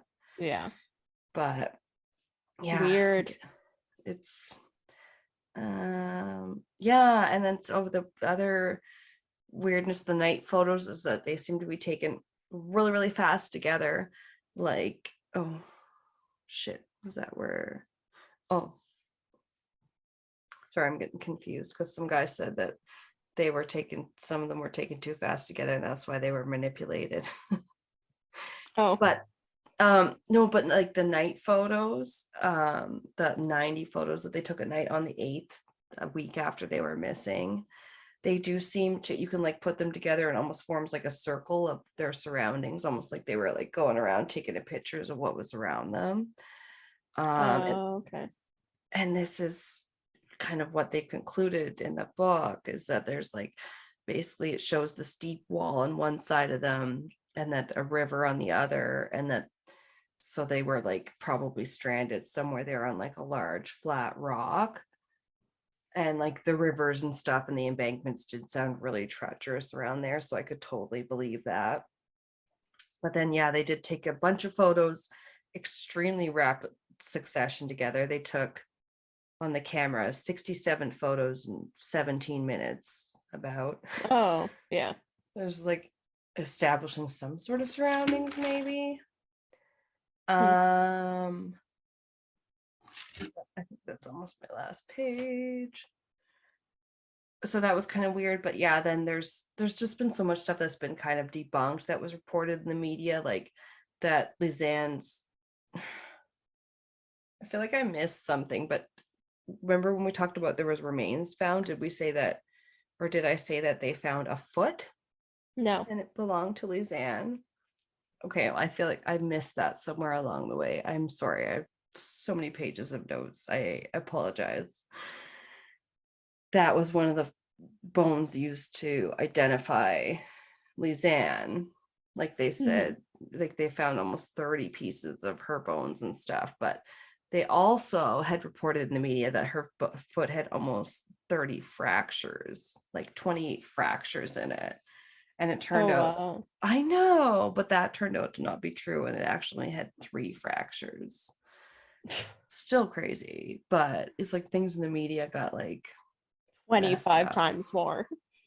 See, even me trying to recount it after all the shit I read, I'm fucking it up. I'm like, no wonder. There's just so many details. And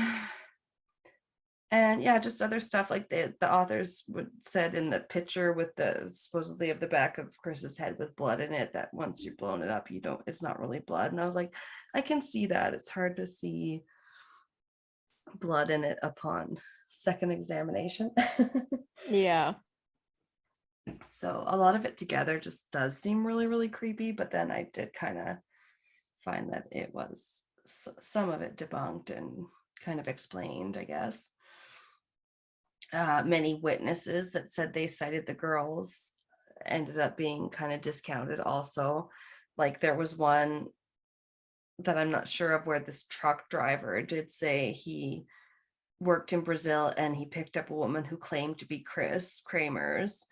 And this was in February 2016, so about 2 years after they had gone missing. And like, after bones had been found and stuff, but not, remember Kris, they only found like 2 of her bones. Yeah. And the other one they found a bunch from Lisanne. So this girl got in his truck, said that she was Kris, that her friend Lisanne died in Panama, and that she was on the way to the Dutch consulate in Sao Paulo. And she showed the truck driver apparently her passport. He said it said, Kris Kremers or whatever. But then she ran away at a truck stop or whatever. So he didn't get any more information. My weird thing on that is like, I'm sorry, but like, you think instead of going through all this effort telling this truck driver stuff, you'd be calling your fucking family directly? Yeah.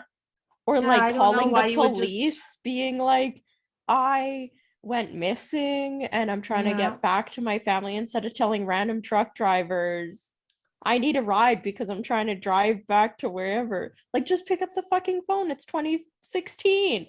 And then why run away after revealing the information if you're really her? Yeah, it's weird.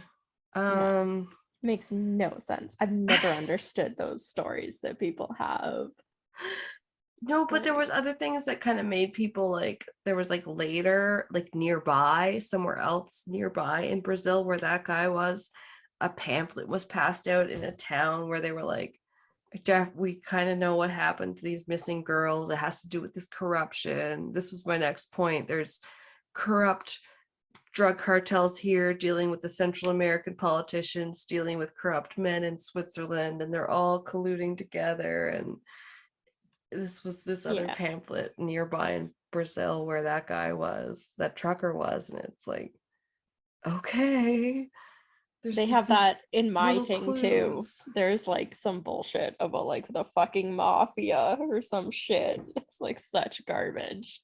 It kind of sounds like it here, although they did point out that the Serpent Trail, which was kind of where they went after past the Mirador, where they should have turned back, but apparently it is a pretty bad drug trafficking trail. So I mean, I guess that should be noted too. It's not out of the realm of possibility that someone snatched them from somewhere.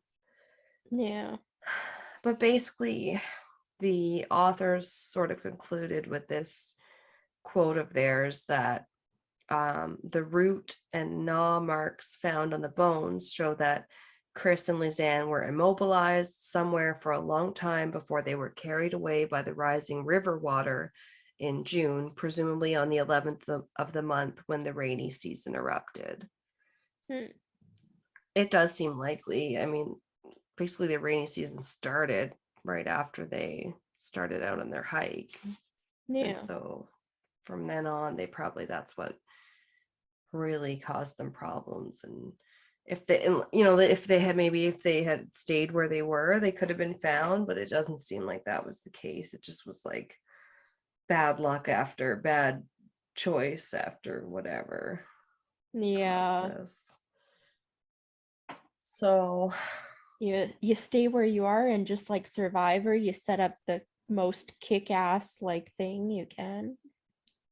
Oh, like, yeah. You build an above ground like thing where you sleep, where if like it floods or anything like that, it's going to be under you, and you're like a foot or so off the ground at least, they talk about. And, like, right, it does get really rainy there. Yeah. People went looking for them, and like people got hurt, injured looking for them. That like I feel like that's the most likely, is one of them just got injured and then they were probably just trying to get help, and that's what it came down to. It does seem like that's the most likely, yeah, because they like seemed to almost coordinate how they were going to turn on the phones and save the battery, but then at some point the rains and stuff ended up pushing them towards, like, either they got into a river because people follow rivers when they're lost, or because they just thought let's get down here. But then that was like a Or bad they tried idea. crossing it. They might have tried crossing it because you said they had to cross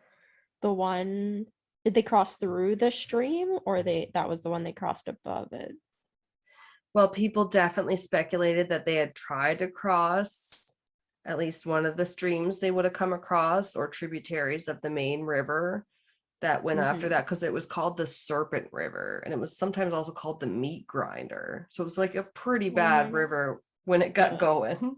Yeah. So they probably tried to cross one of those rope bridges, because they would have come across at least one. There was like 2 in the area. But then others were like, well, they might not have wanted to try and cross that because it looks fucking terrifying, but they still could have ended up in the river.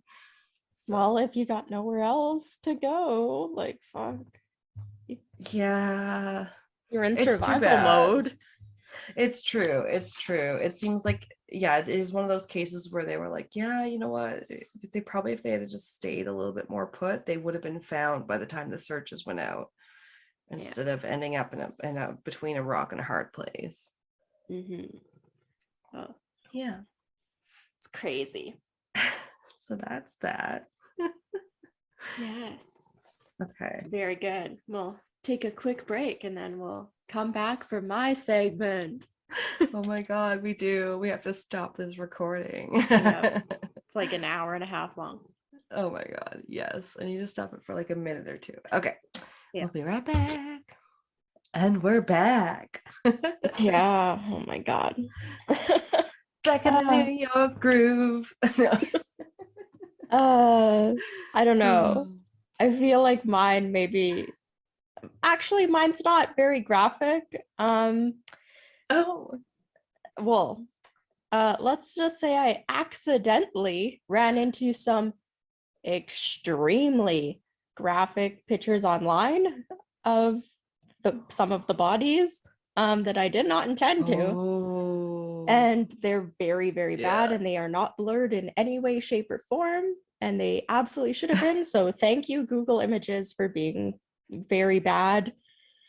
Wow. I have a warning for anybody that looks up 2 of them or 3 of them specifically. I'll mention that is so bad that the one gentleman I am not including, or I'm only including one picture of him. And some things don't ever even show a picture of him because the only one is him dead. Like, okay. There's no pictures of him alive.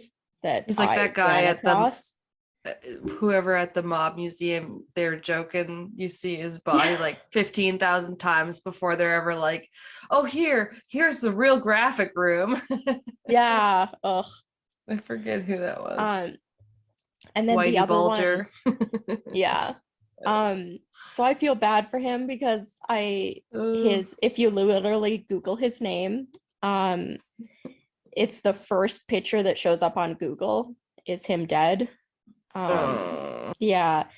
And then there's another one that's a guy and a girl that got murdered, and they were, let's just say, I now know when they say like somebody's bludgeoned to death in the head and their head looks like a watermelon, I now know exactly what they mean because I clicked on it and did not know you could squish somebody's head that much. It was bad. It's funny you say watermelon. I watched the latest season of The Amazing Race. It had a season finale last night. And it's funny because one of the last tasks they had to do was they had to be a Foley artist for a bunch of scenes from previous seasons, which is the sound effects. And there's this famous season where they had to do this thing where they had to do pull a melon back in like this oh no, all I can think of is the word cantaloupe into a catapult. Like a cantaloupe. Well, basically they're using like watermelons, right? So they're using these big like catapult like sling things, and this one girl, she pulls it back all the way. She's all the way to the ground. It looks like it's gonna go so far, but then it goes all the way up, but then it swings back and it fucking hits her, boom, straight in the face. Oh, jeez. No, that would hurt. It's one of the most like watched parts of the Amazing Race seasons. Yes. Oh my God. And they had to do the sound effects for that. That's great. That was so funny. Yeah. Anyway, you're much better. I love your sound effects. I've always enjoyed them. I'm pretty good. So if you go on the drive, I do have pictures of the people, all the people except the one gentleman. Or actually, I did include a picture of him because there's something that it's part of his body, I guess, but it's not his head or his face. I'll open up the but it starts off, it basically it's an island. It's an extremely popular tourist destination.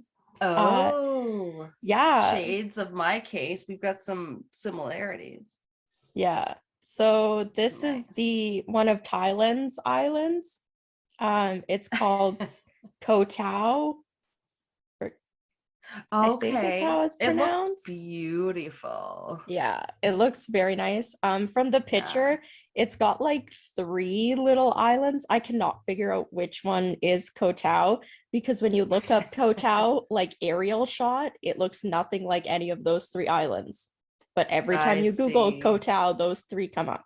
So I have no idea which one it actually is. So damn, they're like, we don't know either because it looks like 2 like similar sized islands connected by almost like a land bridge. I honestly am thinking it looks like a little Oak beach Island. It could be a beach, like a little sandbar type beach. Yeah, it looks like a beach. Like there's some pictures I did see where like people are walking across it, so I think it is like a full sandbar, but enough that you can walk across. And then in between, if that's what they consider the 3rd island, it's almost just like a little rocky outcropping of it looks like there's some docks and stuff there. So very romantic. Looks like it'd be expensive and you'd find some like overwater bungalows there or something. Probably. So many tourists have been found dead on the island of Koh Tao, and it's also been known as, quote, Murder Island and Death Island. Bullshit. Yeah. I don't want to go there anymore. Oh, I feel like spooky. Ooh. Do I look spooky? Yeah, all I can see is like you in darkness. Oh my God. Oh no, too much. Yeah, I can't see if there's anything. I can't see if there's anything behind you. Damn it! Okay, I can't find my other little light. It's like all lights or nothing in here. Apparently I have no other options. I'm sorry. I need a little lamp. I thought I had my little pig lamp, but I must have put it in Rain's room. Okay, too scary. The island is considered like a backpacker's heaven. It's got really like crystal clear water. There's a stunning forest, as you can see in the pictures. Lots of beautiful plants. The island is also very popular because of the clear water for scuba diving and snorkeling. And then because of the forests and the kind of rocks you talked about, it's popular also for hiking and rock climbing. Damn, it just looks beautiful and very Instagram worthy. 1,000%. Relaxing. The island is also home, however, to many crimes and unsolved deaths. In my opinion, not a single one of these should be considered solved, even though the police have closed 5 out of, I think, 7. Oh, wow. So, yeah. According to... Closed doesn't mean solved, I guess. Yeah. I think that was same of my case. Well, no, they have it solved. They're like, this is the explanation. And the family's like, you're wrong. Like, there's no way. It's so weird. So according to one report, I don't know who this was quoted from or what, but according to one of the things I ran across, it's somebody was quoted as saying, quote, "There are enough suspicious disappearances on the island to warrant its own CSI franchise." That's great. Yeah. And they need more franchises for CSI. Yeah, CSI right. Las Vegas. Wait, is that the one that's the original one that they just the one remade? We talked about? Who are you? No, Call that's back CSI to, Miami. Okay, I was like, that's like call back to like episode 2 or something when we talked about it. CSI Miami was always my go-to. I never really watched the other ones. I didn't really get into Law and Order or CSI, but I've watched a few. I get it. It's like dun dun. No, that's Law and Order. Yeah. So the island of Koh Tao has, just for some background, there's about 2,500 registered like Thai residents that live there. And then along with those 2,500 residents, there's also approximately 2,000 expats or people who reside there for work that actually run kind of, some sources said, pretty much illegal like tourist operations. Like they really shouldn't be there, but they are. Yeah. And then this goes along with, I tried Googling how many people actually visit this island every year, and sources said that they actually don't really know, but they estimate anywhere from 130,000 to 3 million per year. So that's like the biggest range I've ever heard in my life. But I just cocked my neck so hard that I heard it crack. Yeah. 130,000 to 3 million. Yeah. Very okay. Just narrowing it right down. A tenth or like a hundredth? No idea. The range on that is okay. So working as like an expat on the island falls into a gray area. And this was quoted from one of the articles I read. Once you've been there, or once you've been living there for a while, you'll turn a blind eye to some pretty sketchy stuff. Says Mike Early, 30, from New Zealand, who spent 6 months on the island working as a DJ. Oh. Yeah. It's also said that reporting or complaining about any sort of crime could result in demands for like your passport or documentations, or questions from officials into your business if you're an expat working there. So a lot of them just literally don't say anything because they shouldn't be there anymore. Yeah. Okay. That doesn't help an investigation. No. So this causes many things, obviously, to be brushed aside. And Early continues saying, quote, "Expats don't want to lose their time in paradise. And as it's cheap, it's nice living, it's very easy to ignore what happens." Oh, yeah, definitely. Yeah. That's another thing in that part of the world. I mean, there's the Cayman Islands that, if you ever read John Grisham, you know, is just like a tax haven for villains. Oh, yeah. There's lots of places where people have offshore accounts where they're like not taxed and stuff. Whatever. Switzerland. Yeah, that too, which did come up in my case, which I was like, damn, Switzerland, you're not as neutral as you'd like people to believe. Yeah.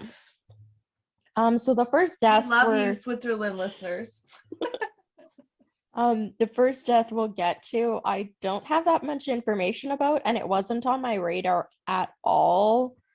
And I don't really think it's involved, but in a little infographic I found, and it was my favorite one, and I wanted to include it. His case is mentioned. So literally this is just the blurb off the infographic. So you can go to I think it's the second picture. This gentleman's name is Ben Harrington, or Ben Harrington. He's from Surrey. Yeah, like Kit Harington, the guy who plays Jon Snow. Yeah. Not that they look alike, but the last name. Yeah. Sorry, Bailey's annoying me. So is she being cute? No, she's being a butthead. No, she's not.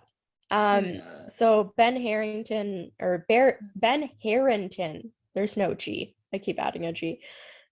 He's from Surrey. What do you mean? Did it, or did I just type? I typed that. It's probably wrong. Hold on. Really? 1 second. Oh, it is. I typed it wrong. It's Ben Harrington. That's why I wanted to say Ben Harrington. My notes are wrong. I'm like, you're wrong, but you're wrong because you're right. Yeah, perfect. All right. So Ben Harrington was age 32. He died on August 30th of 2012. So almost 10 years ago.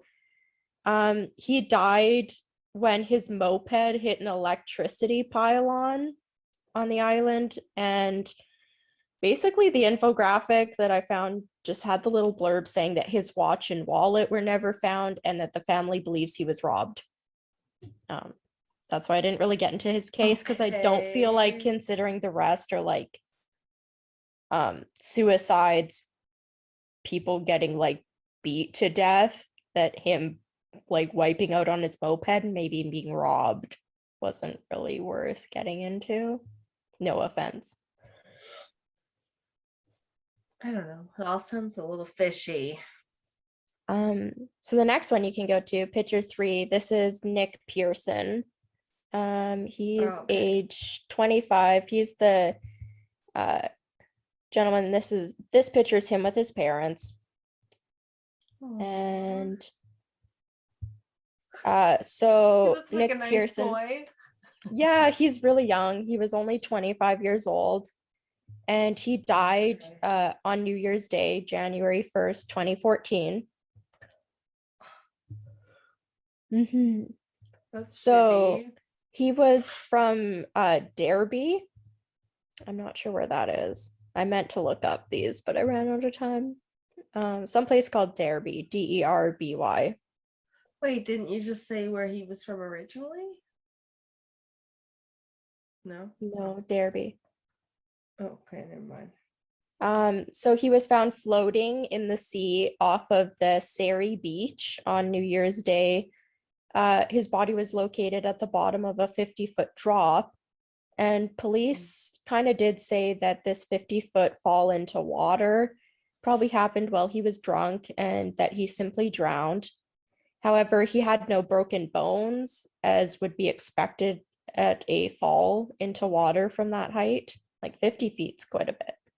Yeah, no kidding. Okay. That's weird. Yeah, most of these are just like shallow dives. There's a couple like medium ones, but yeah. His family believes it was murder and that the police are covering it up to protect the island's reputation as a like tourism hotspot and protect their tourism industry. Nick's mom, Tracy, actually was part of a documentary that was about the island, and she said that she wants to warn parents not to allow their children to travel to the island at all. In the documentary, she said, quote, "I would tell them to do anything in their power to stop them going. It's dangerous. In the view of what's happened to David Miller and Hannah Withridge, who we'll get to, and various other people I've read about, it all just leads to the same thing. Their parents must be going through hell just like we are, and we have been for the last 2 years. It just doesn't go away." End quote. Oh, that's rough. Yeah. So that brings us I put these in order of like when they occurred. I think if you click to the next picture, this is Surrey Beach. It's actually where I believe 3 out of the like 7 deaths occurred. In and around like Surrey Beach, which looks like a very beautiful beach. It does. Oh. So if you go to the next picture, should be of Hannah and David. They're the ones, if you Google, they were beaten to death.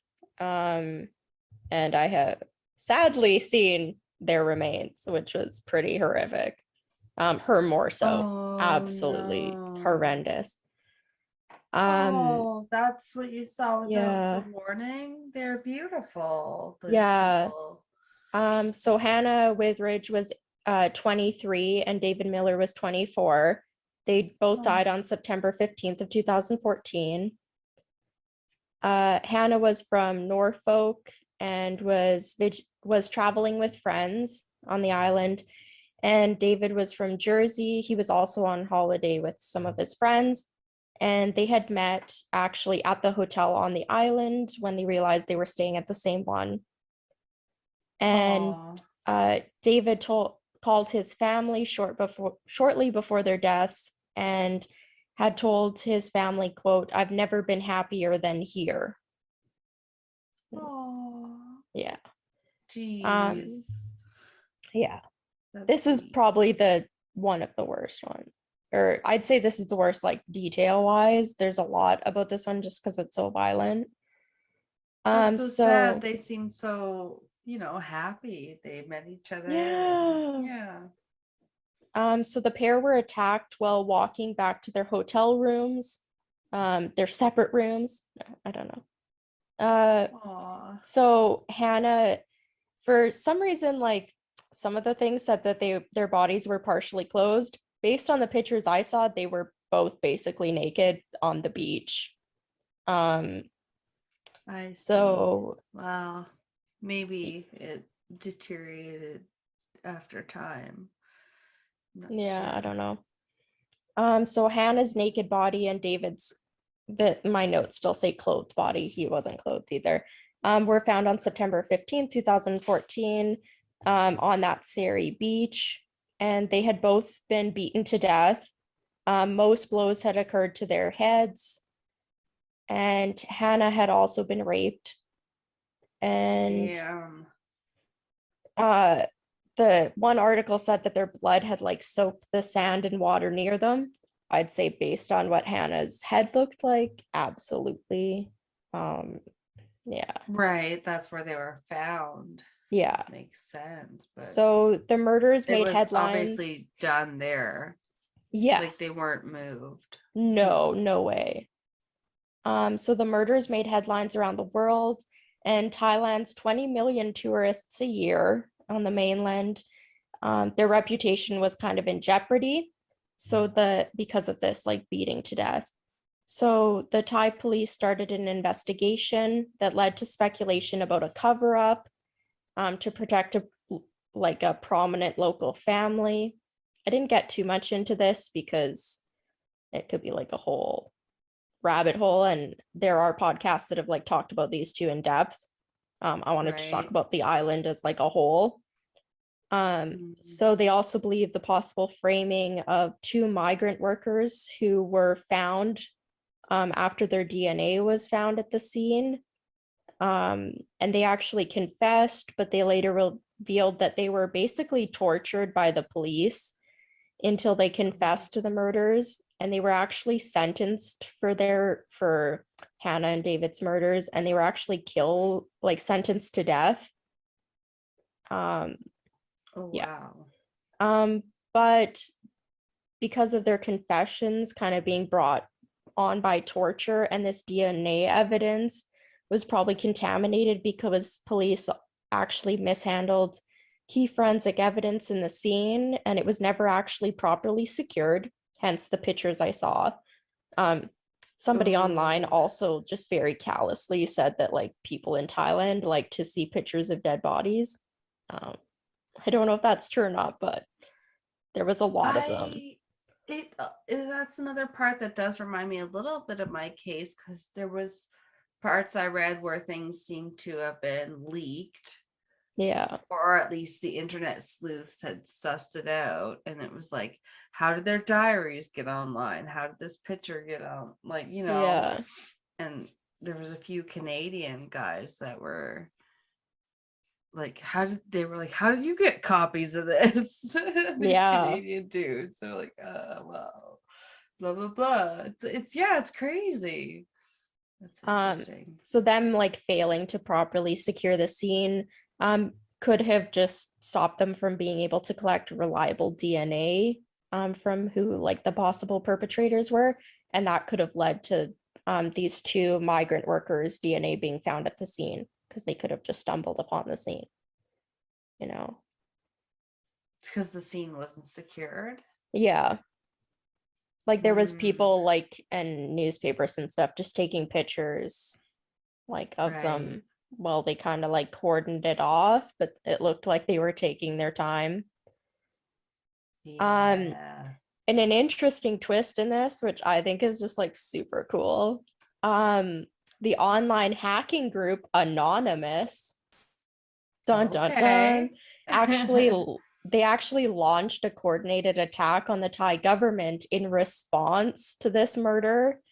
They took down 297 sites run by the country's courts of justice in a protest against the guilty verdict against the two men that had been convicted for their murders. So they didn't believe that they had committed them. And the statement Anonymous actually released was, Anonymous is preparing a huge leak of all Thai officials involved in the corruption in Thai courts. Anonymous has found the Thai courts to be guilty of unfair treatment of non-Thai nationals, using scapegoats and using foreign prisoners as political pawns for political gain. End quote.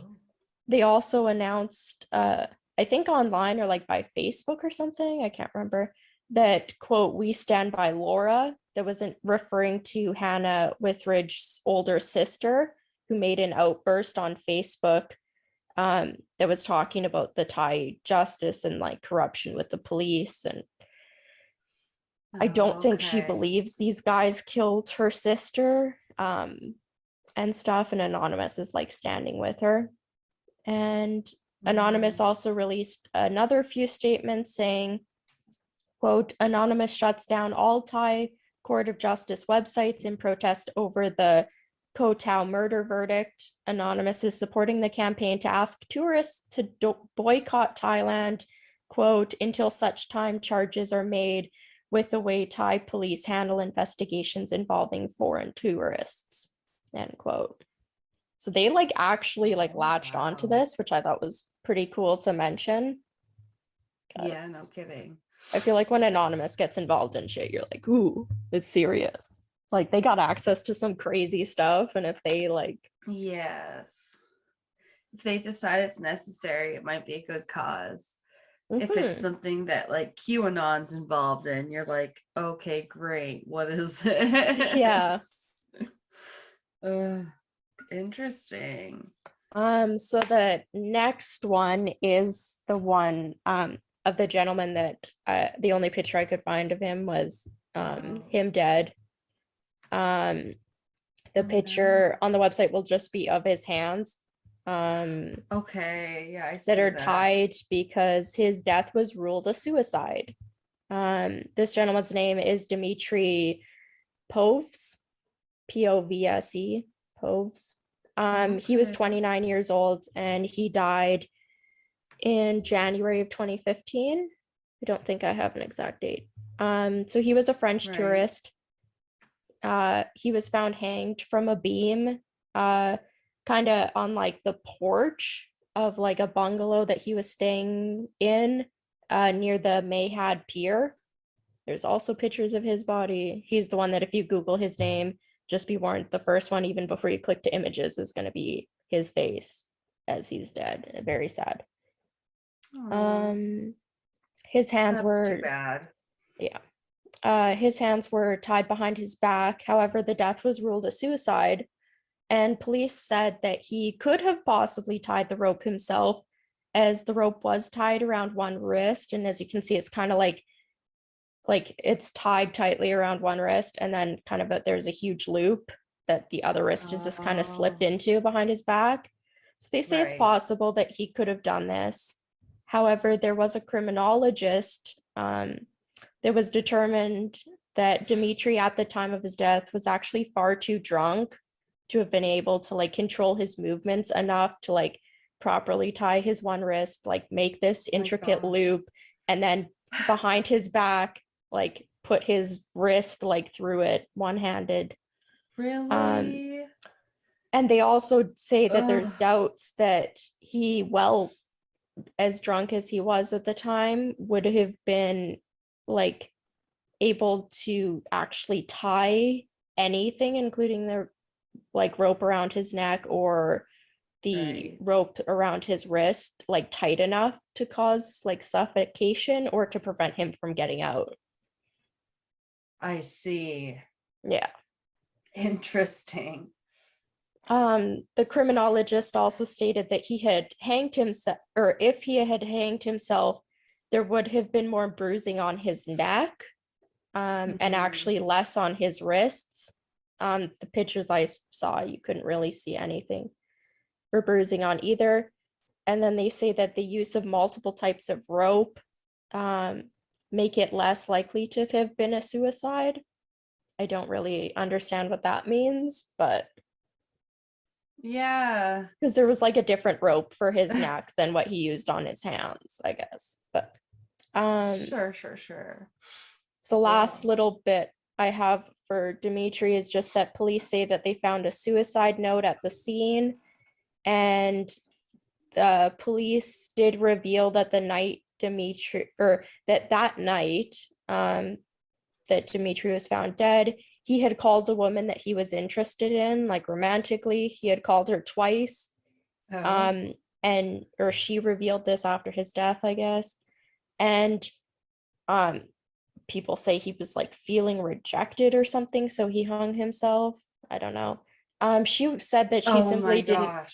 Yeah, she said she simply didn't answer the phone because she was asleep at the time. I assume because of some sort of time difference. I don't know. Oh yeah, could have been. It's like that whole Van Gogh. People think he's like, I was so in love with this girl, I had to cut off my ear. No, apparently he had just more general psychosis, and then he gave the ear to a girl that he knew but wasn't necessarily head over heels or ears in love with. No. Yeah. Yeah, that's crazy. So the next one is Christina Ainsley. Ooh. So she's a British tourist who was found, or sorry, she's 23. She died January 21st, 2015. Yeah, all these people are like so young, like literally the oldest is 32. My God. I think, yeah, that's what's like kind of scary about this. Too young. So Christina was a British tourist who was found dead in a bed at the Touch Resort near Surrey Beach. Her death was ruled as natural causes. This case is such bullshit. Honestly, you could probably do a deep dive into like any single one of these. I just didn't have time for this, but her death was ruled as natural causes due to a mixture of antibiotics she was taking for a chest infection, and that being mixed with alcohol.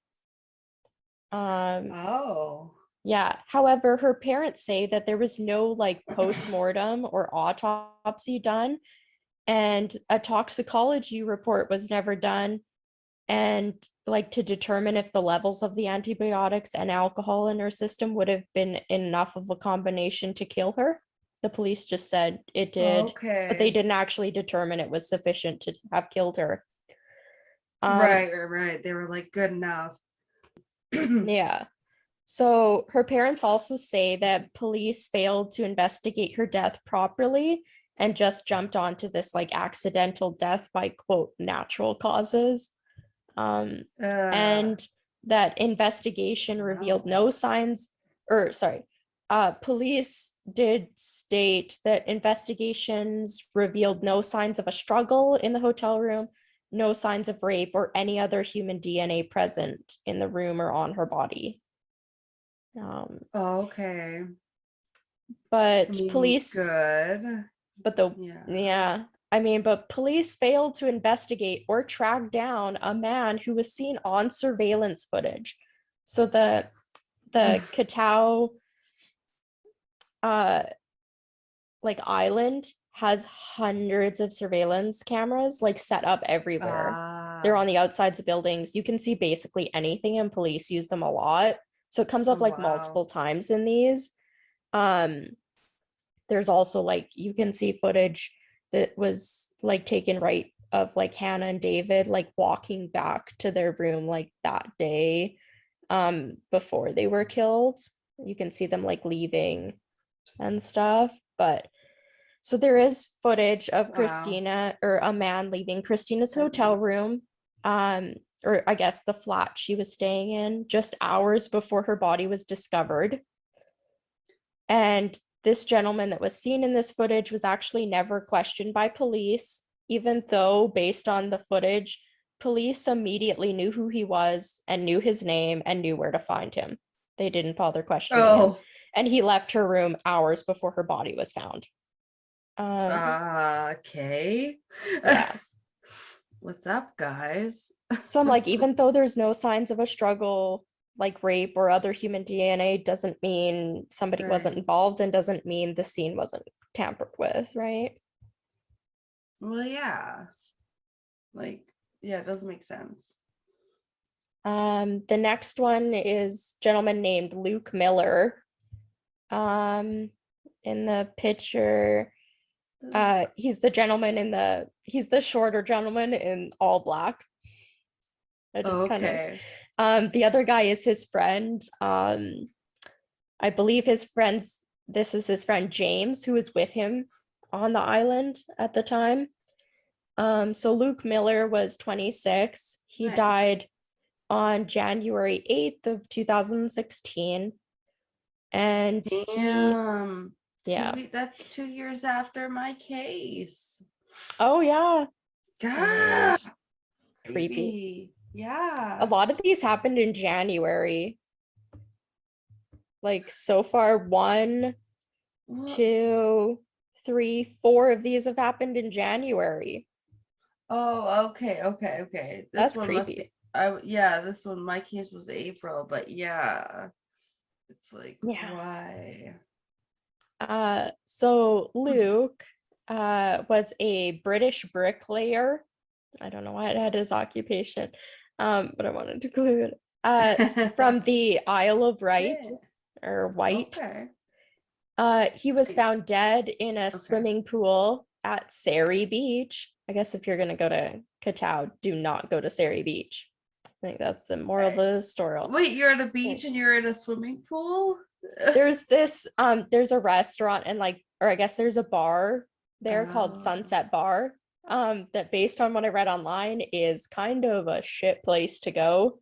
I found things of like people that heard these stories and went to the island and like witnessed friends get like kind of like attacked by like angry mobs at Sunset Bar and like I'm talking like I got rid of it out of my notes because it was just too long, but a guy like watched his like friend get in an argument with somebody and then like all these guys jumped him and then like the girls started jumping him and it was like 10 people on this guy and then the employees of the Sunset Bar also started like fighting him.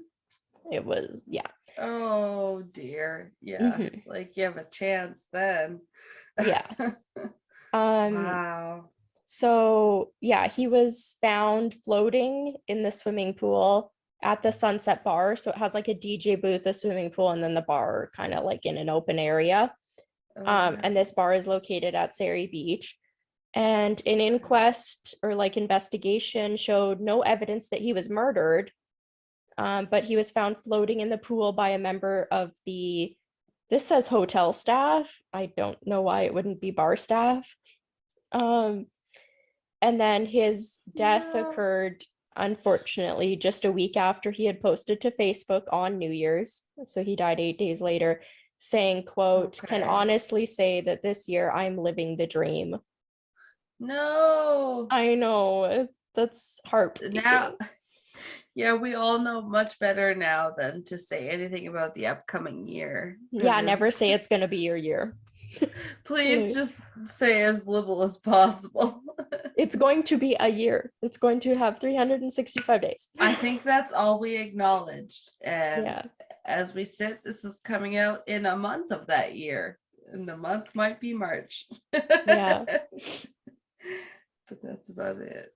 Ooh. So police say that Luke died, and his autopsy, they say, showed that he drowned after he hit the diving board after like jumping. So there was like, I don't know, I couldn't find this diving board.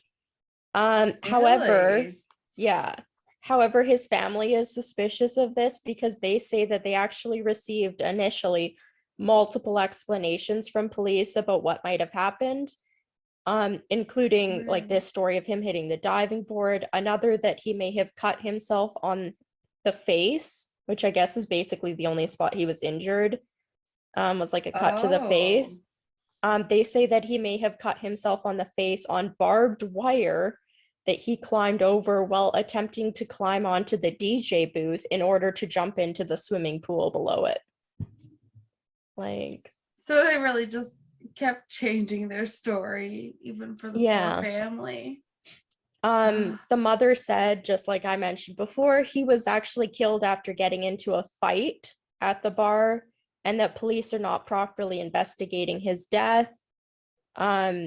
I believe that's his friend James Gissing in the picture, who is with Luke on the island, said that he felt, quote, police are covering up as it was the death of another foreigner in Koh Tao, end quote, referring to the Witheridge and Miller murders. Nicola Gissing, who was also on holiday with Luke when he died, has claimed her friend's death was no accident.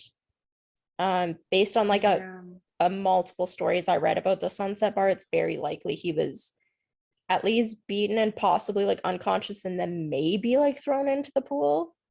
Or somebody like held him under, and that's why he doesn't really have injuries. Because it's fair to say he likely was drinking at the bar and stuff, and they did say he died by drowning, but there has to be like something more involved than that. Right. It makes me think of ones I listened to, like Seriously Sinister, which just this week they featured on Fur Baby Friday Fenrir, my little puppers. Who I always say is little, but he's not little, he's huge. But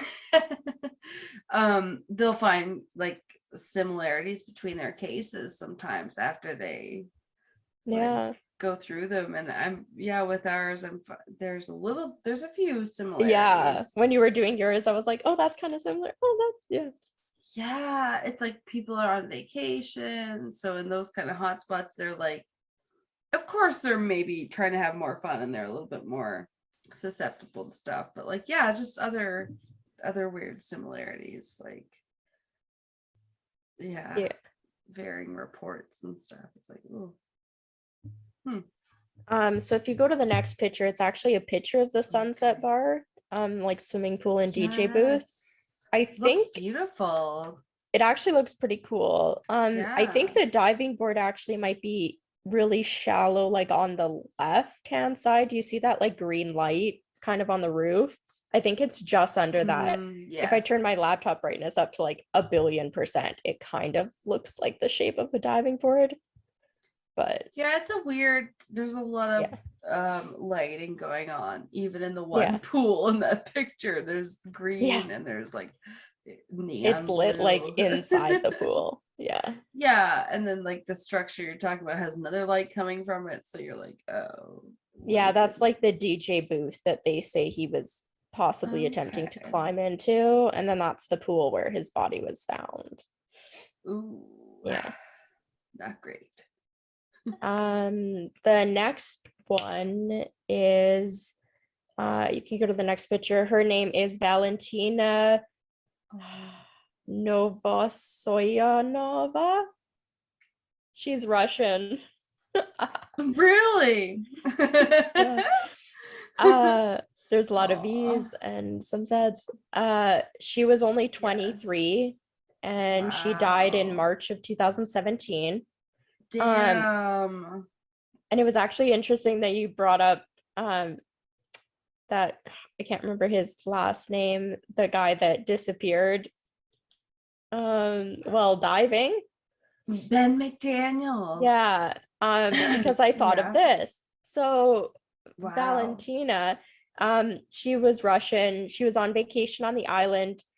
She was an avid diver and was actually on the island to go free diving, because it's nice water.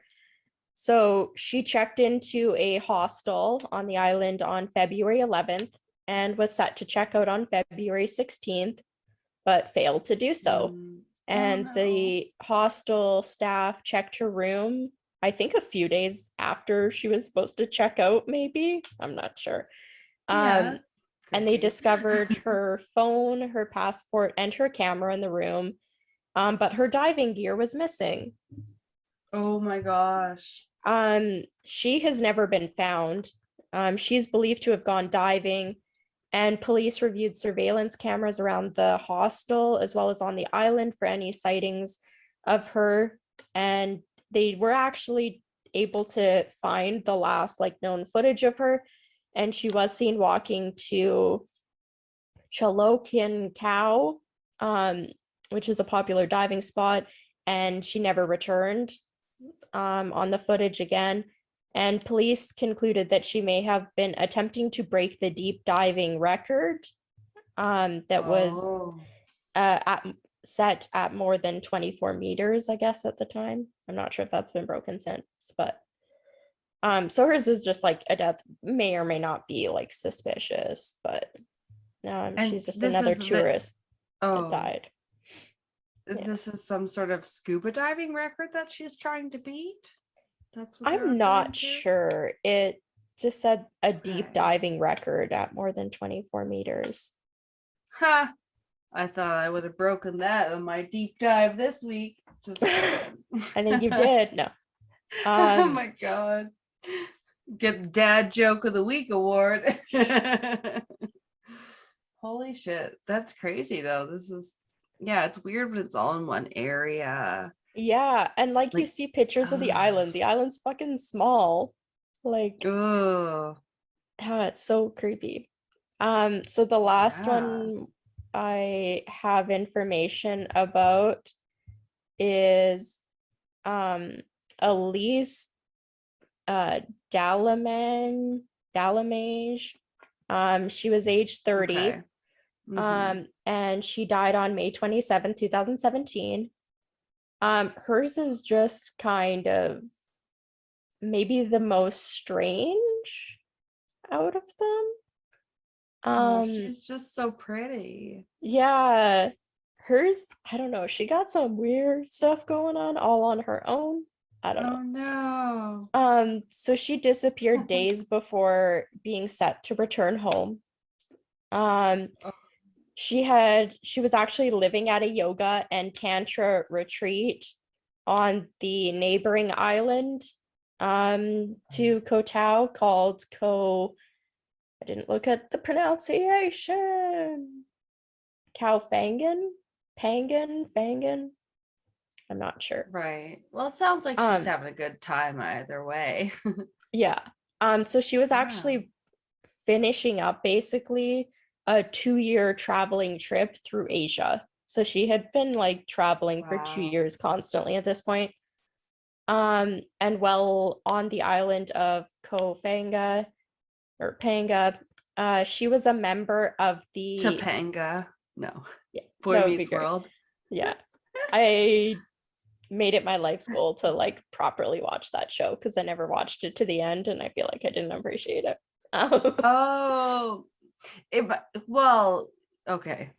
No tangents, but I was gonna say could have been just maybe the timeline, because for me I felt like it was always on when I was a kid, but then maybe you were a couple years after, so no, it was always on. I watched a bunch of episodes, but they were never in order, and I never watched when they were all cute in college and shit like that. It was always I'm reruns 14, and it's no, I don't care about how they met. I know this. I want to see them in high school. I want to see them in college. Mr. Feeney. I just love that. Yeah, I had a crush on the friend. What is the guy's whatever, the actor's name is Ryder Strong, which I always thought was definitely indicative of why I had a crush on him. Well, but he was the best friend, whatever his fucking name was, Sean or something. Yeah. Yeah, I always liked him and the older brother. Oh, the Oh, best friend, like more so, but like, yeah. was it Ben and Fred Savage? Were they both in that? I have Probably. no idea. Yeah, it's the Savage Boys. Anyway. Yeah. So Elise was actually, this is why I say she got some weird shit going on all by herself. Oh. She was a member of on the island, she was a member of the Sathya Sai Baba cult movement and was actually living with a self-proclaimed guru. Oh, okay. Yeah. All right. Unfortunately, her body was found hanged from a tree in the jungle on Koh Tao 8 days after the date she was planning on leaving the island of Koh Phangan. And Damn. yeah, a newspaper or like some news source called this Samui Times did state, and I saw this in like multiple things, but the police like really have a problem with this being said to the public. I don't know. They say that Elise's body was found with t-shirts wrapped around her. Or sorry, yeah, t-shirts wrapped around her on the rocks on the ground, and that there was an empty fuel bottle nearby, and that by the time her body had been found, she had been partially eaten by they everything said monitor, but I believe it's supposed to be monitored lizards. Because Oh her my God. body was found because they have like monitoring and like tracking things on a bunch of the lizards on the island, and they noticed that Right. all of these lizards at like kept going to this same spot that they just like all of a sudden one day just kept Sure. going to, and they kept going to and kept going to like dozens of lizards. So they went to that spot and they found her body. So And this was where again? this was on the Koh Tao Island, which she wasn't even supposed to be on, which is the mystery of this all. Okay. Yeah. Damn. Hers Jesus. is like I the thought that was gonna weirdest. clarify things, but that just maybe No, hers is more like the confused. weirdest and like the strangest, I guess. Thing, because the other people like I don't have as much information on. Hers there was a lot more like information readily available. Cool. Yeah, so her body was found when they like followed these lizards, I guess. The police have a problem with that and say, nope, there was no like t-shirts around her. She wasn't half eaten and all this stuff, but I mean, whatever. Her mother claims Just that tell someone us else the truth. yeah. Her mother claims that someone else was involved and that she had not like hanged herself. They say, quote, "We fear somebody else was involved. We're more and more thinking that the police information is not the real explanation," end quote. Well, that can be really a hard pill to swallow, and yeah, not only because family members don't always believe that you could commit suicide, your family member, but yeah, there's it's like a tough. few things that make me, they're kind of like red flags that like somebody's not gonna commit suicide. And she like didn't, or I guess she did those, like she was planning ahead. She had called her mom being like, I'm on my way home, like all this stuff, and then Exactly. yeah. Oh yeah, that points completely away from it. You're like, Yeah, why would you bother? and she's on the end of like 2 years traveling and like everything. God, that's a long time. I keep I know, forgetting it's that. crazy. Two days, 2 weeks can be a long time. Yeah. Wow. So her mother, in the one source I saw, it said that her mom had also been denied access to any of Elise's autopsy records. I don't know if that's still the case. It was at the time of what information I had access to. And they do not know who Elise would have stopped, or what? I think that's supposed to say why. They and the mom doesn't know why Elise would have stopped at the Koh Island instead of taking the ferry that she was supposed to be, was supposed to bypass Koh completely and head directly to the mainland. Okay. Yeah, so she was supposed to be ferrying directly back, and she like didn't make it. So phone records show Elise called her mother on Skype 2 days before she went missing, and that she had got on the ferry. Okay. Police detailed the wounds on her neck, and they said that they were consistent with hanging, but they also revealed that there were some non-fatal bruises to her head, and they also confirmed that there were no drugs found in her body. Oh my gosh. Weirdly, Elise used a fake name. She used the name Elise Dubois to check in to a hotel on Koh, and she had refused to give her passport number when she checked in to the Triple B bungalow that was next to the pier on Koh. Okay. And she had used the island, I guess, as like a stop on the way to the mainland. She was supposed to be going directly to Bangkok, and she like stopped here, but nobody knows why she stopped. But she did. Oh my gosh. So she checks into the Triple B bungalow, and that night, for whatever reason, an unexplained fire breaks out and burns down 3 bamboo huts, including the one Elise is staying in. Shit. And for some reason, I don't know if this was her only option or what, it said that she then fled through the jungle, 2.5 kilometers. Okay. Yeah, she fled through the jungle 2.5 kilometers to Tanote Bay, which I think should be the next picture. And she booked a room at the Poseidon Resort and changed her leaving date. I believe the date for like a second ferry booking for Bangkok to April 24th, which is kind of confusing because she was supposed to be leaving like within a couple days, and now she's rebooked her trip to the mainland on April 24th.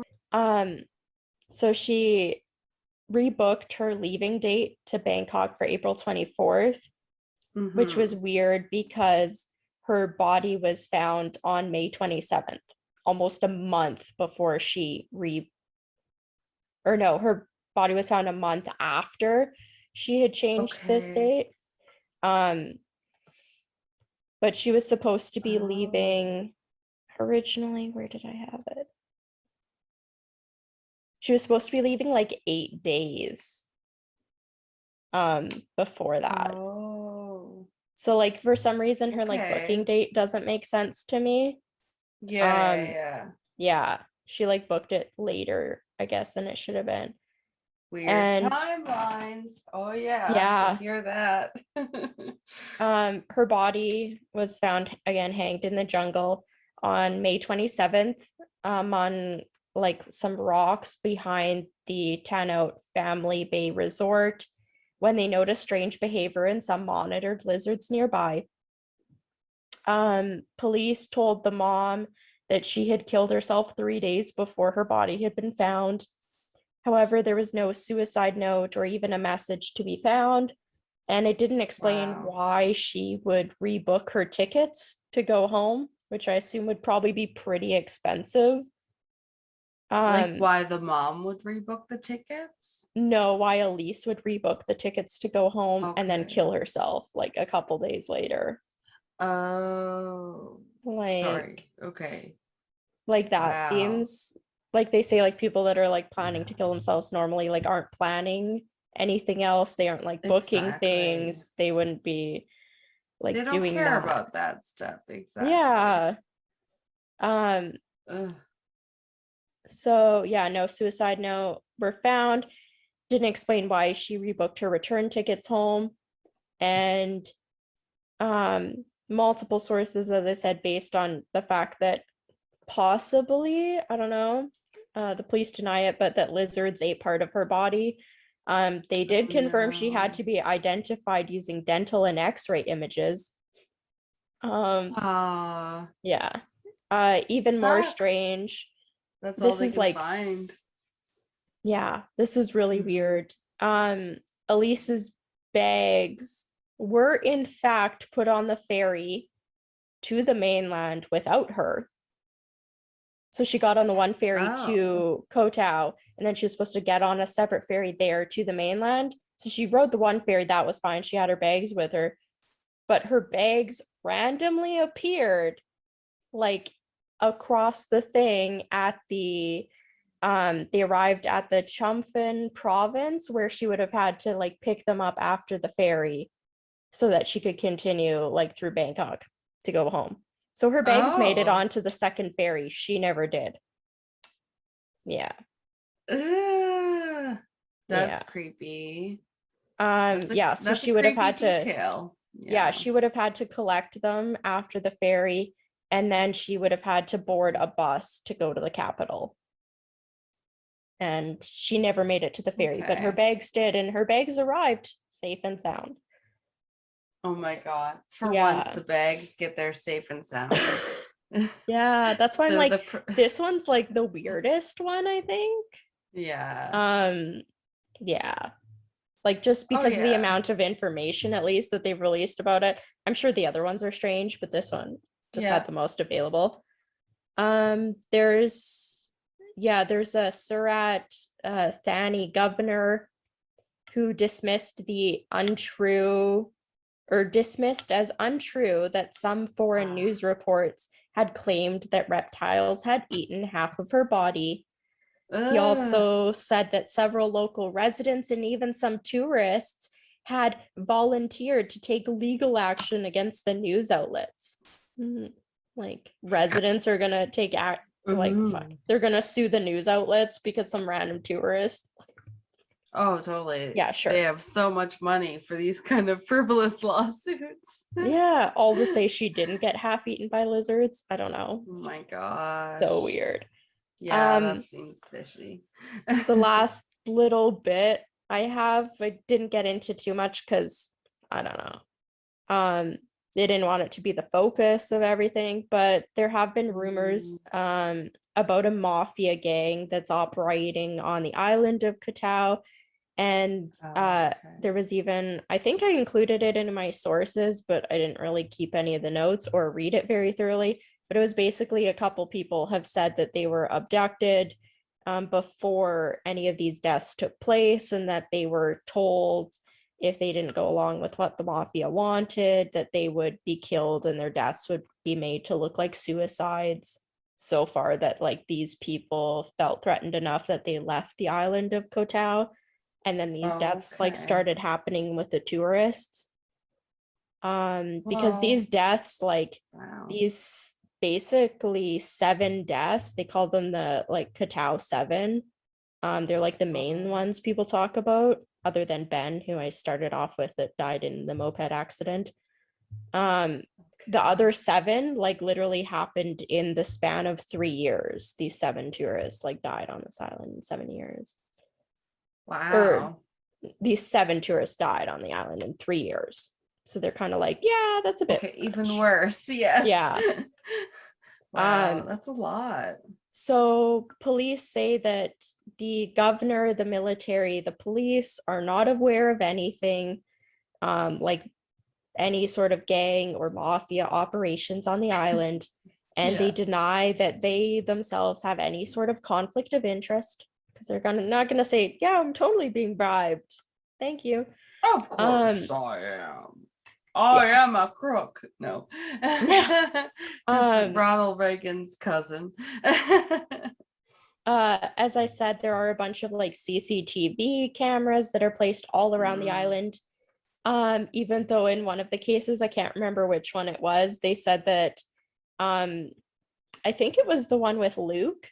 They said that the ones facing the Sunset Bar or inside the Sunset Bar or something hadn't been operational in like a year. It's like, good job. Yeah. That's too bad. But yeah, they are always like, yeah, they're down, they aren't working. But they have a bunch of CCTV footage. Huh. And then in one of the articles I read, they were choosing this to boast about the fact that at the time Katao was opening a brand new 10-bed hospital that would be outfitted with 12 doctors to make any injury of tourists, treatments, or anything like that easier. But can't treat dead. So Oh, okay. Yeah, because that one yeah. sounded like quite the cure-all. Yeah. My last little bit, just because I thought it was fun to include it, because I've said it, Nice. I started off the top with it, was that Kotao authorities said that they intended to file defamation and computer crime charges against the news website that I mentioned before, the Samu Times, which has frequently referred to Kotao as, quote, Death Island, end quote. Oh, how rude. They don't like that. So sorry, not Seems sorry. a bit harsh. I mean, if you say that they do have like upwards of 3 million tourists a year on that tiny island, and you have like 4,000 residents to support 3 million tourists a year, and only 7 have died in 3 years, then yeah, your stats are probably okay, but it still doesn't look great. Still, like, at least 2 people were 100% beaten to death. Like, you can't deny that. Even if the other ones actually did end up accidents and suicides, the other 2 like were completely beaten to death, and they basically just arrested the wrong people. I was like trying to find something to see if they like got released, but I couldn't really find anything. A lot of the information about this is like about any of these cases was all when it like initially happened. There wasn't really any like follow-up things that I could ever find talking about anything, so that was kind of difficult. It was more like immediately after it happened. But yeah, so that's the island of Koh Tao, one of Thailand's islands. Wow. And it looks really, really pretty, but maybe some stuff goes down. So I would maybe say don't go to the Sunset Bar, and maybe stay away from wherever Sari Beach is. Because like 4 out of 7 died there. It's like, thanks. It's great. I hate it. Not to give travel advice. But no, that's what it is lately. It's, or that's even great. You've been somewhere, you know what it's like. Travel experience. Amazing. But once I stumbled across this case, or I guess this like whole island, I was just like, oh, this is kind of like crazy. Like, it's weird. And then it's all tourists. Every single one of them was a tourist. It wasn't like I don't love it. No, but I love it. I love to hear about it now that we're back. Yes. Other than accidentally running across pictures of the bodies, I enjoyed researching it. Right. So if you Google it, just be careful what links you follow in Google Images, because there's a website that had a whole collection of pictures that I was literally just looking for, been like, oh, there has to be like a picture of Dimitri. How come they never include a picture of Dimitri? And because it's just and then you can look at I'll have the little infographic that's a cute little picture of the island and has a picture of everybody other than Dimitri with a short little blurb about them. And that's the one where I chose the cases because I thought it was like nice little way to summarize it. It's the last picture on the drive. No, that's good. That's all I was gonna say is that, like, thank you for listening, and we'll see you next week. What did we even? Was that the haunted objects? Is that the one we talked about? Guys, I think we've settled on haunted objects of some capacity. Yes, for next week. Surprise haunted objects. We'll figure it out later. Right. Yeah, we might have an angle like Yeah. Like how we did haunted dolls and stuff before. Yeah. We'll figure it out. I might be scared of haunted dolls right now. But no. Yeah. We'll catch you then. See you next week. Bye-bye. Yes, thanks for listening. Bye. This has been Castles and Cryptids. You can listen to our podcast on Spotify, Apple Podcast, Google Podcast, Anchor, Breaker, Pocket Cast, and our YouTube channel. Please rate, review, and subscribe wherever you listen. Follow us on Instagram, Facebook, and Reddit. On our website, you can listen to all of our episodes as well as view pictures for each of our segments. Check out our Patreon page to view all of our tiers and become a Patreon supporter today to unlock monthly bonus episodes and behind-the-scenes content. We are working on an Ask Us Anything. You can submit questions by social media or by email at castlesandcryptids@gmail.com. Do you have a spooky ghost story, a creepy cryptid sighting, or a thrilling true crime tale you would like to share and have us include in a future episode? Send us your listener story by social media or by email. Please include the name that you would like mentioned.